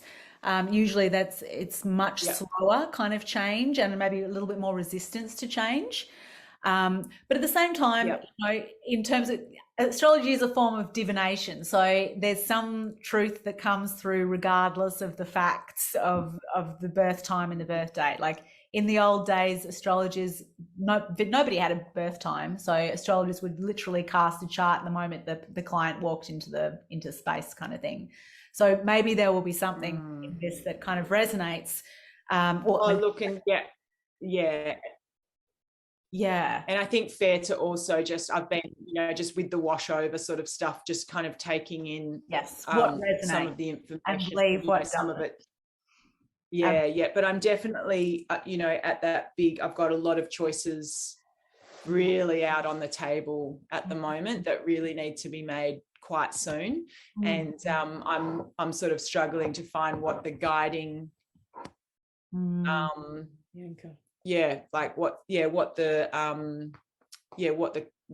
a bit of a compass for that, for those choices in terms of family and home in particular, and career, big in career. Okay. Yes. Okay. So, I mean, where we see it with the Scorpio rising chart, where we see it showing up is, you have Mars, and the lot of fortune pretty close to where Saturn is. So that would play out, the way that would play out is this feeling that you don't have a whole lot of control over the constrictions that maybe you're feeling in the context of home and family. There's something kind of, the lot of fortune is kind of like how life plays out in ways that we don't have total control over. And then Mars, there is your drive and your passion and what compels you to act and achieve things. And so that, having Mars in the family house shows, well, one, that that there have been challenging experiences of family in the past, but then also that your drive is towards family. And then at the same time, it's being activated by Saturn, which is kind of, in a way, pulling that drive or adding constraints and limitations to that drive around family, or changing the dynamic, which can be very, very productive. When the two malefics are together, it can be really productive.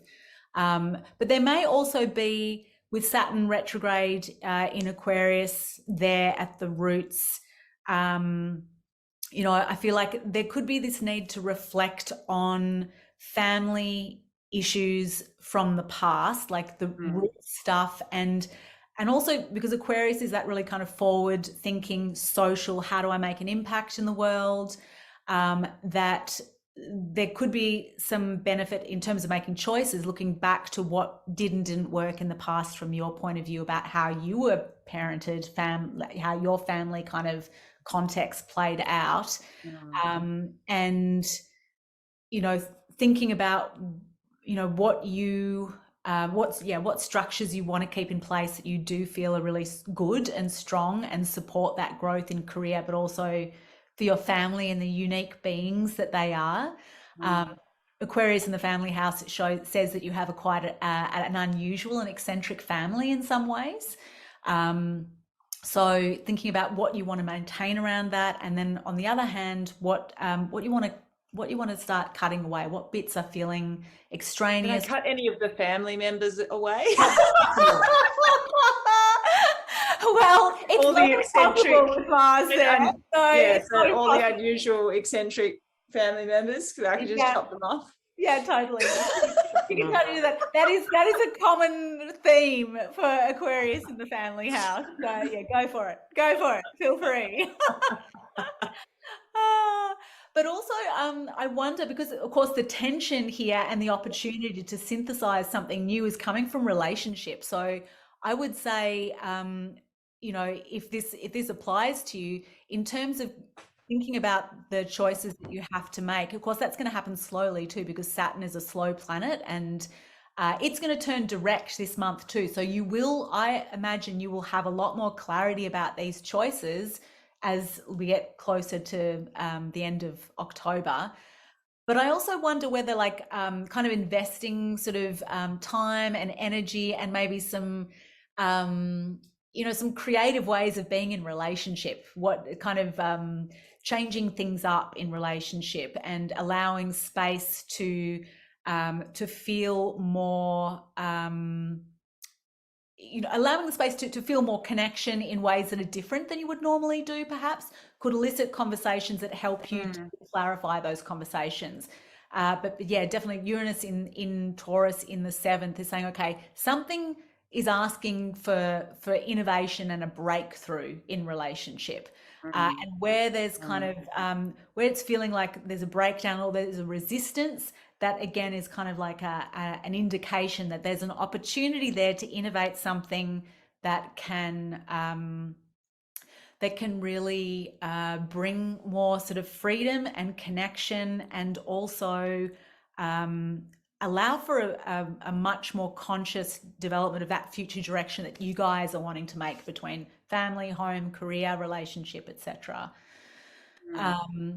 And there's also that the channel of energy and release is coming through for, if you're a Scorpio rising, and for other Scorpio risings, coming through that 12th house of like what you're trying to what you're gestating, what you're growing, that's kind of still at that unconscious level and trying to come through, and also potentially where there can be a tendency to self-sabotage, and how that might be playing out in relationships, and relationships where, and there's that's also like really powerfully transforming for you too, throughout the course of your life, having Pluto in Libra anyway. But if it's in the 12th house, it's like, okay, so there's this kind of spiritual process of transformation that is taking place through the course of your life, and that's been kind of activated during this time to change the way that you do relationships, especially because you got Venus in Capricorn, which is kind of more serious, and it's in the house of communication too. So there can be maybe thinking about how you, and of course Venus also rules Taurus, the 7th house too. And I mean, you're an amazing communicator, very good, like building a solid communication and bringing some beauty into that as well. But that might be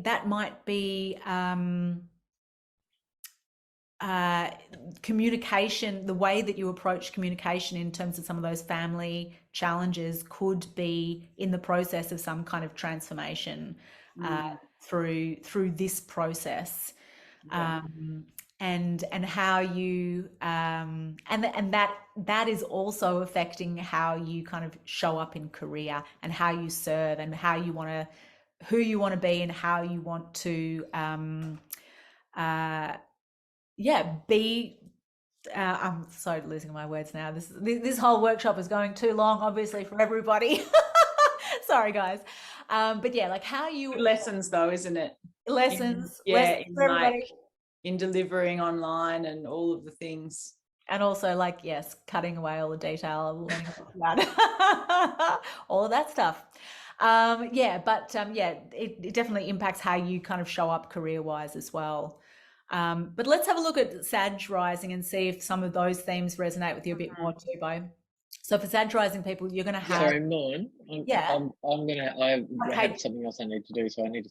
Go for Thank it. you so much. No worries, John. Pleasure. All right. Thanks for coming. You'll post this online so that we can have a look later.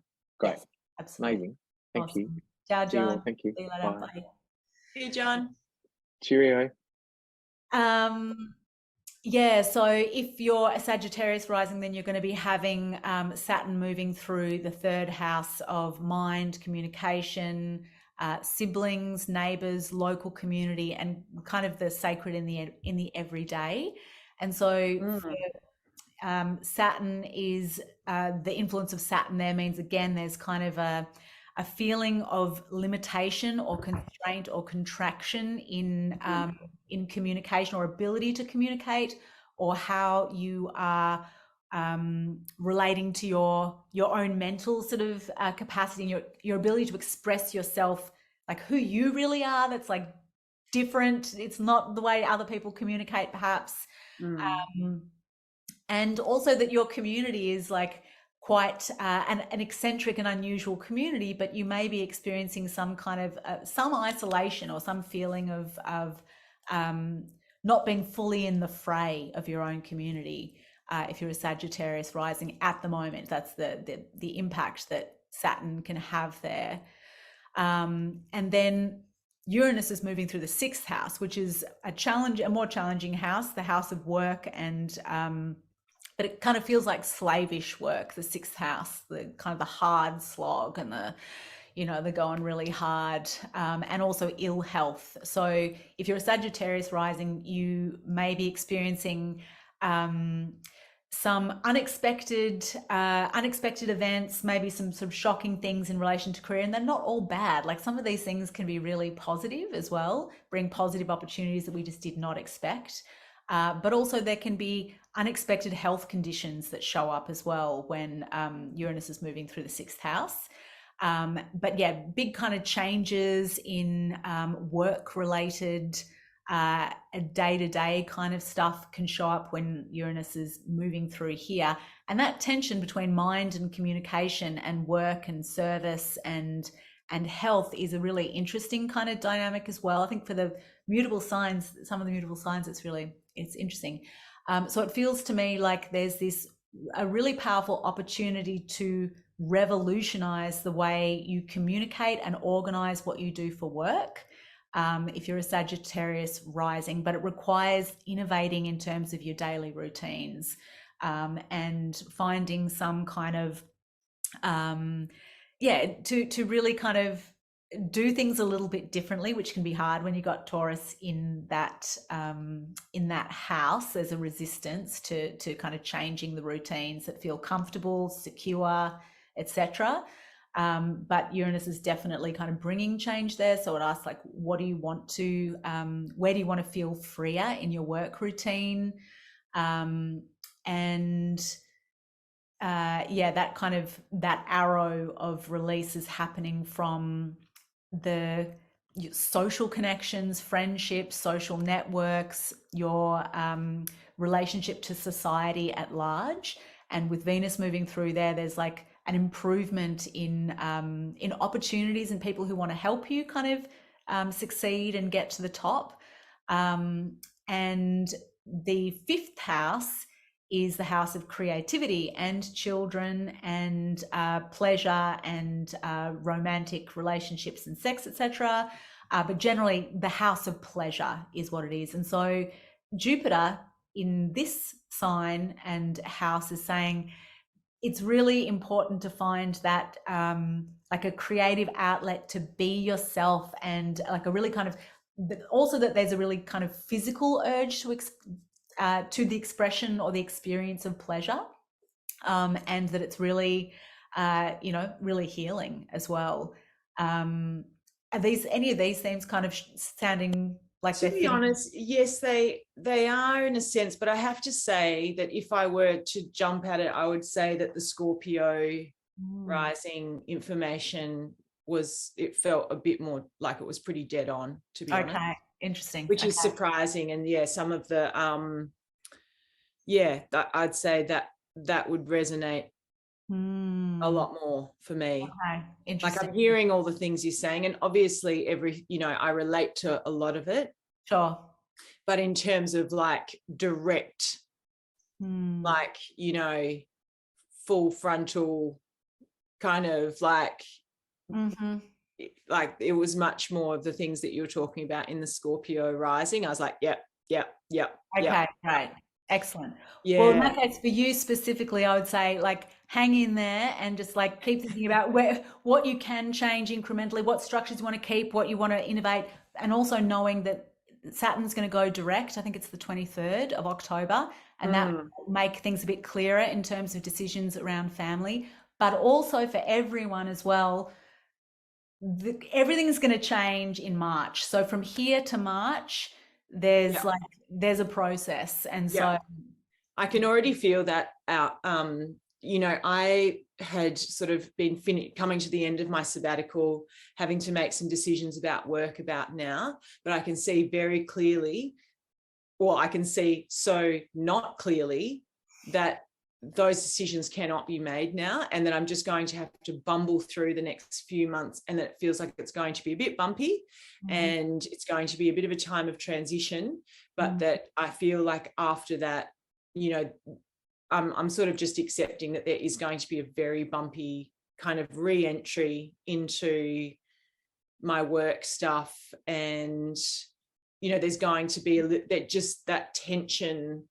You know, I guess in my natural inclination is to want everything to be like neatly sort of sorted, and in my mind, I guess I wanted everything to be sorted, but it's so clear to me that there is no possible way that that's, and I'm almost having to surrender in a sense. But I feel a lot of tension between that sense of surrender and waiting for that fog to clear, and the fact that I've got things that need doing, and I just, but I just don't have that usual decisiveness that I generally function with. So yeah, which has been quite confronting for me, I guess, because I assumed that would be the case. So I think a lot of that, what you're talking about feels, it's like a little bit of just, in some ways, there's decisions that I have to make, but there's also a lot of things that I just need to wait out. And that's just the reality. Like, I know it feels like when you're in something that, even though it's finite, it feels like it's going to go on forever when you're in it. Totally. So yeah, absolutely. And knowing too that sometimes we need that the slow change for the ideas that are really the ones that we want to make. Absolutely. Yeah. Yeah. And that's the thing, that Uranus wants to like change everything straight away, like let's just go, and Saturn's like, well, no, we're not going to change anything. So it is that the mediation of those totally opposing impulses. Totally. Yeah. And I feel like I'm right in the middle of that. Yeah, absolutely. Yeah. And with that kind of fog, that fog is challenging, but it also is it's also really in terms of the vision and allowing yourself to kind of allow the vision to unfold and emerge, and it to be a really inspiring one. That's also an opportunity of this time as well. Like, yeah, letting it kind of emerge in a foggy way, and the thing that really is most deeply meaningful to you to then start to crystallize. Anyway. I'm getting foggy now. I'm foggy the whole way. But yeah, Sag risings, I hope that was enough for you guys. I have to laugh at myself. Oh my God. So, oh no, it's not. Here we go. Aimee. Okay. Aimee's a Sag rising. She's not here. She couldn't make it either. But this is her chart. So let's move forward here. And for you, Aimee, you have the Saturn is moving through your third house, where you have Mercury and Venus, and Mercury retrograde, it's currently retrograde now, and it's like right on Saturn, or Saturn is right on your Mercury. So it's in the house of the mind and communication, and like sacred in the everyday, and your local community, neighbors, siblings, etc.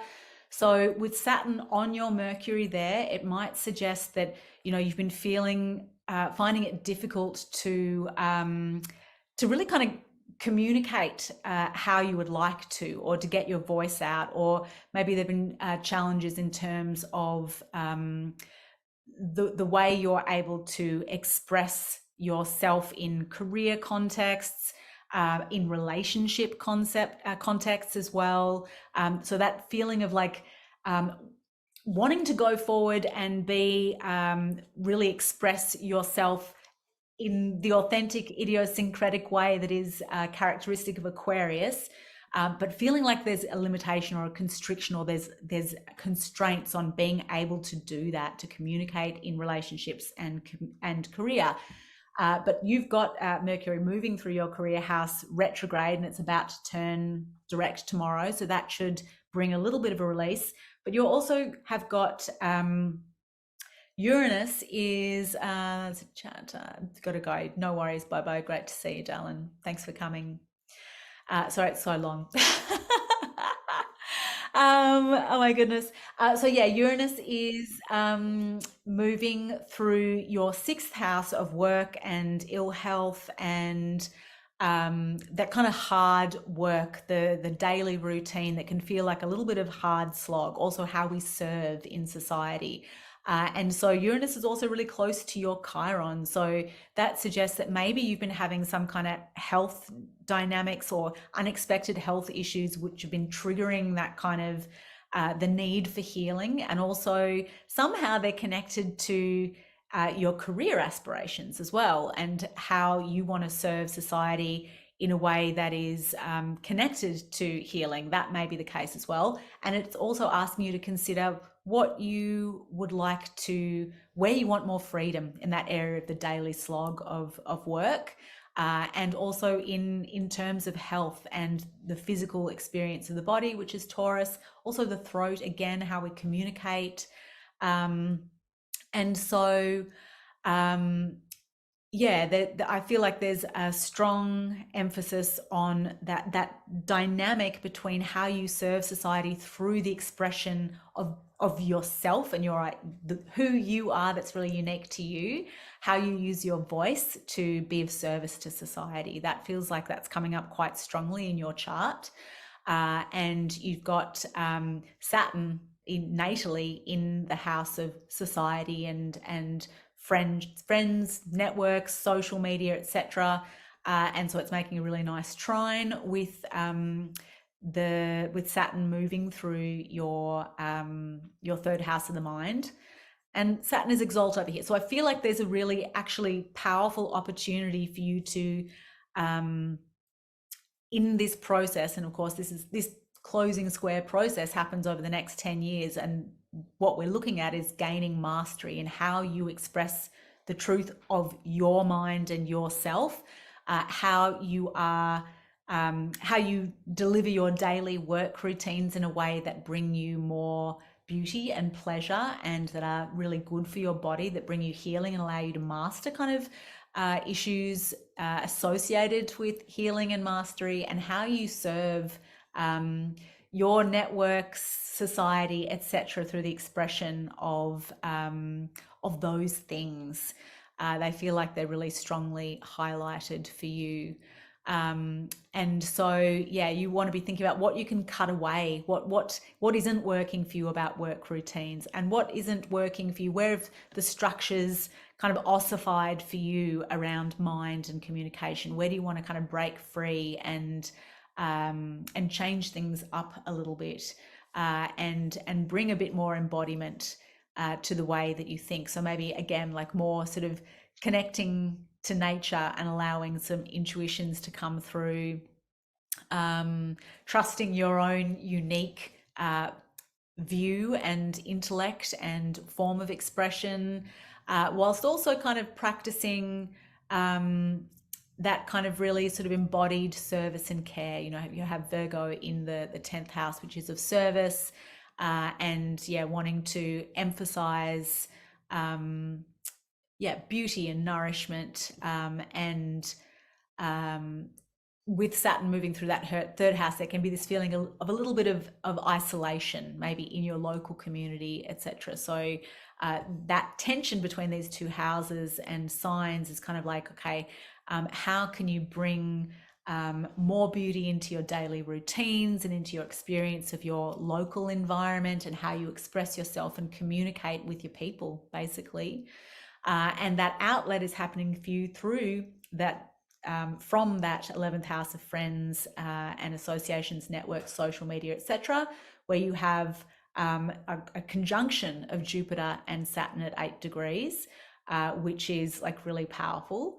A whole other question, but that is the channel that's coming through into your house of creativity and pleasure and risk-taking, children, romance, sex, etc. So there's this need to kind of express yourself creatively here, and that is going to help you to find a new outcome through the tension that you're experiencing through work and communication, local community, and how you show up and express yourself in the world. So real strong creative emphasis, also very physical emphasis too, I'd say. Maybe, and also you've got Mars in Pisces in the 4th too. So maybe definitely kind of physical activities like dance, walking, or any other kind of more dynamic physical activity can be really great for expressing some of that energy and helping you to connect to creativity and feel just, more pleasure in life. Sex as well can be like really good for you right now as well. That can be a great outlet. And when Mercury goes direct in your 10th house, it should bring sort of greater clarity. And I mean, obviously it's going to be opposing Neptune down here in the family house for a little while. So as we've said, it's a little bit foggy and unclear for a few days, but as it goes forward, it is going to give you a bit more sort of power and facility and acuity in career. And then it's going to move into this house, which is where you have your stellium and, where you could get sort of more support from people in terms of achieving what you're trying to do. And so, I feel like it's an exciting time to be thinking about where you're wanting to take your creativity and your communication moving forward. And in terms of creativity, I'd say really trust yourself and be playful and imaginative and prioritize pleasure for sure. Alrighty, we are getting close, oh my goodness, to the end. I'm going so long. I'm just going to stop for a second. Mars, I think you might be the only one here left. Hi. Hang on. Okay, guys, so I have completely failed in this exercise of simplifying and all of the themes around this square, which require simplifying. I am learning myself, and that is what I shall be mastering over the next 10 years. Fingers crossed, right? This has gone way too long. Capricorn rising. This is happening for you guys in your second house of money, skills, and self-worth. You're feeling the restriction, the contraction of Saturn. So you want to be asking yourself, where might patience and discipline be required in some area in relation to developing those skills that are really true to you? And of course, you've got Uranus moving through your 5th house of sex, creativity, pleasure, children, etc. So that's asking you about kind of changing up and innovating in relation to those things. Creativity, where do things feel a little bit stagnant in that area? And where could you innovate and bring a little bit of spice in, break the mold, etc. Connecting with nature, indulging in sensual pleasures, incremental change that allows you to express your creativity more.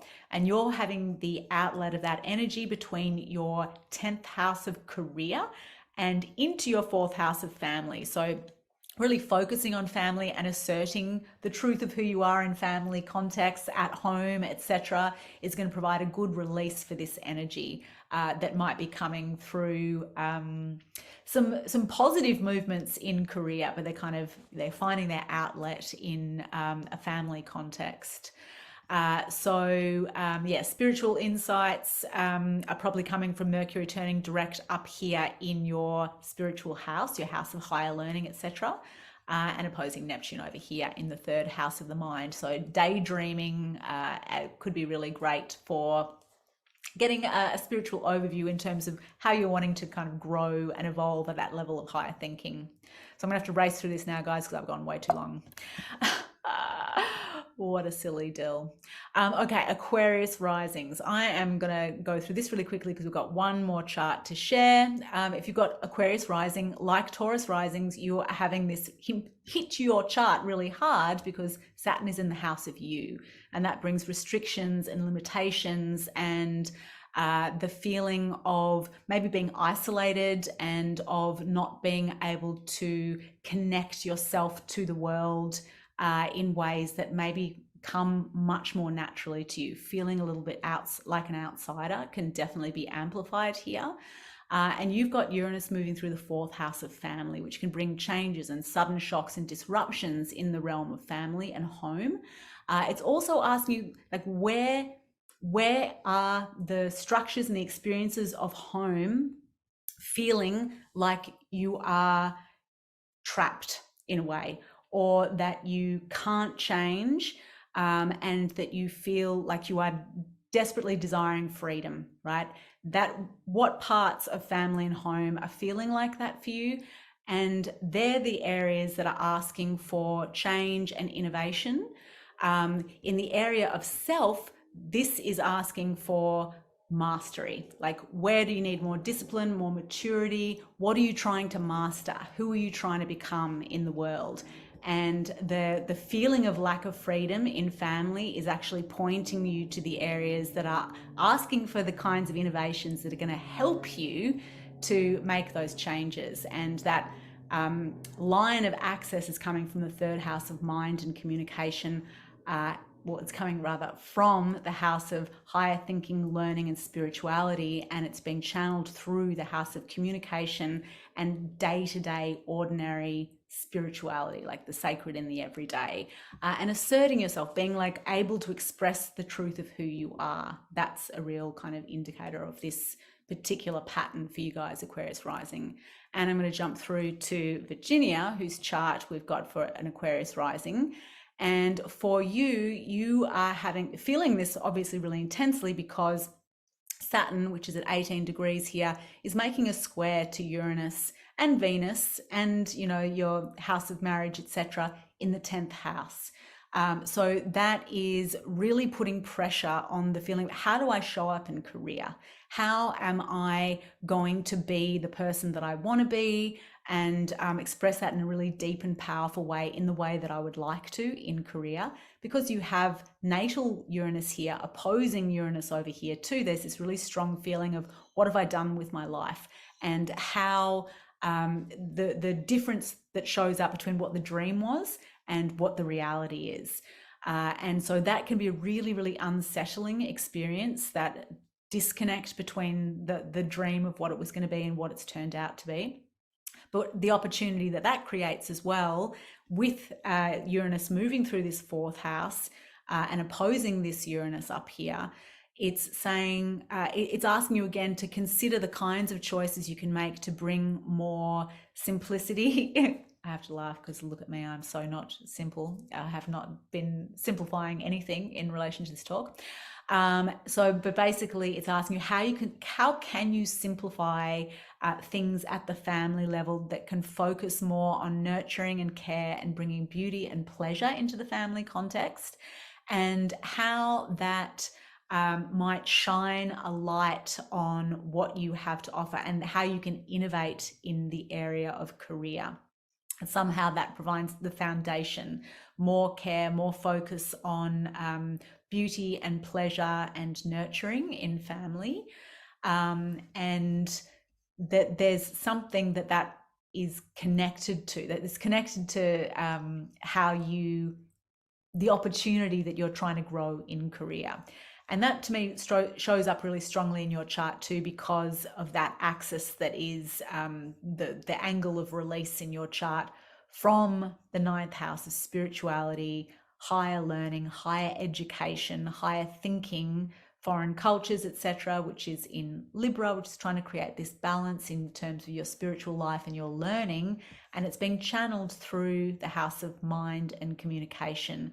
So learning how to express yourself, learning how to, or mastering, you know, this mastering of who you are and the unusual kind of person that you are, being true to that, really, you know, being able to, really honor your own unique view in your communications, but also like, what do you want to cut away? What needs to be cut away? What is not feeling like it's working so great? You have the South Node in the house of communication. And so it is a really spiritual point in the chart, but it also asks for release, to release the parts of communication that aren't really sort of working. And of course, this dynamic between Aquarius and Taurus is also asking us to cut away. This final quarter is like, what do we want to change? What do we want to, what is the vision we're working towards, and what has to be kind of pruned in order for those new buds to come through? I kind of wonder for you in your chart whether some kind of study would be a really great thing for you to consider, that would allow you to express your true nature in a career sense that has power at a psychological level with some kind of spiritual component creative component, etc. But yeah, I do wonder whether whether maybe considering some kind of, I know you already have a strong spiritual practice, but I wonder whether some kind of further study would help you to really kind of anchor in who you are and help you navigate the challenges that you're experiencing in in the unwieldy area of family and parenting and growing children and dealing with those kinds of those experiences that are hard to change. Basically, Taurus in the family house is very security oriented and not wanting to shift and change, and yet shifts and changes are coming. So it's like, yeah, how do you want to change it up? How do you want to create more freedom in that area? So that, I think that is really the strongest emphasis for you, is that what things can you change? What choices can you make to bring more freedom in the experience of family that focus on pleasure and beauty and nourishment and care? And what are you trying to master in yourself? What are you wanting to what do you need to master? What structures have you built for yourself that are, what of those structures are working and what structures are not working? Where are you feeling entrapped in, and those structures that have ossified? And for you, that does definitely, I think, relate to karmic entanglements and experiences from the past that have been sort of traumatic, and how other people see you as well, and how they're related to those kind of psychological experiences. And there's this process of kind of, incremental work that you're doing to allow the perfection of your own story to come through.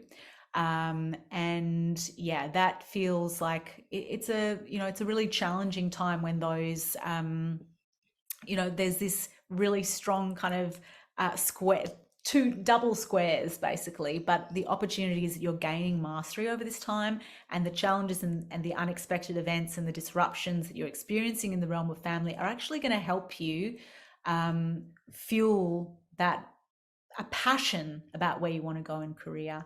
But yeah, definitely considering choices about how you can innovate and change and find more freedom in life moving forward. That helps, Virginia. And then Pisces rising. You guys are having Saturn in its joy in the 12th house. So Saturn really likes to be here. It's a place of kind of retreat and isolation. And this is means that there's a really kind of great opportunity for you guys to be really kind of reflecting on things like your spiritual growth, as well as your blind spots, and where maybe you've had a tendency to maybe self-sabotage or undermine yourself, and maybe not being fully true to who you are. Questions of what you're trying to build and bring into the world, what structures are working around that, and where they're feeling a bit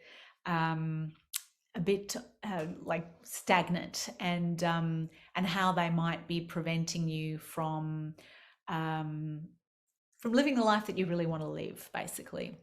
And you're having that square over in the 3rd house. So for you have Uranus moving through the house of mind, communication, local neighborhood, siblings, and the sacred in the everyday. So this is really kind of saying, I think for you also, all of the mutable signs have like quite a spiritual emphasis with this particular dynamic going on. So it's like, retreating from the world, considering how you want to move forward in the future, what you want to bring forth in the future, where you've been undermining yourself, and what structures you could change in order to prevent that. And then how do you connect, how do you communicate with your community, how do you express yourself in the world, and how you connect to the sense of the sacred in the everyday.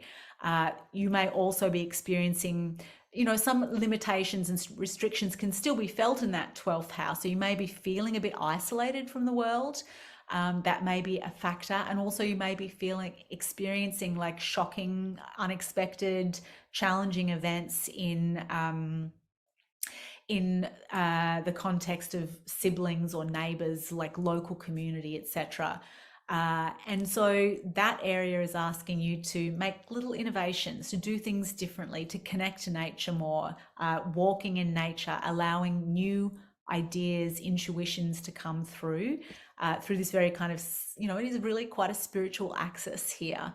And the channel is happening from the 8th house of other people's esteem, how other people think of you, and also the kind of material that is, from traumatic experiences of the past, perhaps, or where you've had to deal with other people's stuff. That's the 8th house. And also what is transforming in life in relation to relationships. So that is being channeled into your 2nd house of self-worth, skills, and how you earn a living. So in some way, these kind of issues of how you innovate in communication and use of your mind and what you're trying to bring forth into the world, also allowing you to make a living in the future, and how you express your skills that are really unique to you, and having faith in those skills and what you have to offer, and that really enhances your sense of esteem in the eyes of other people. So I shall keep it at that, because this has gone on too long, and I'm so sorry for you guys if you have gone through it, and hopefully there'll be a way of time stamping the relevant areas for different people. Thank you so much for those of you guys who tuned in. This is too long. I've learned a lot, and I will be very diligently trying to master simplification in my talks and in my work from here on. But I love you guys, and thank you, and I'm wishing you the best, and I am excited to see how these things are evolving in everybody's lives over the next 10 years. So big love, everyone. Thank you so much for tuning in, and lots of love.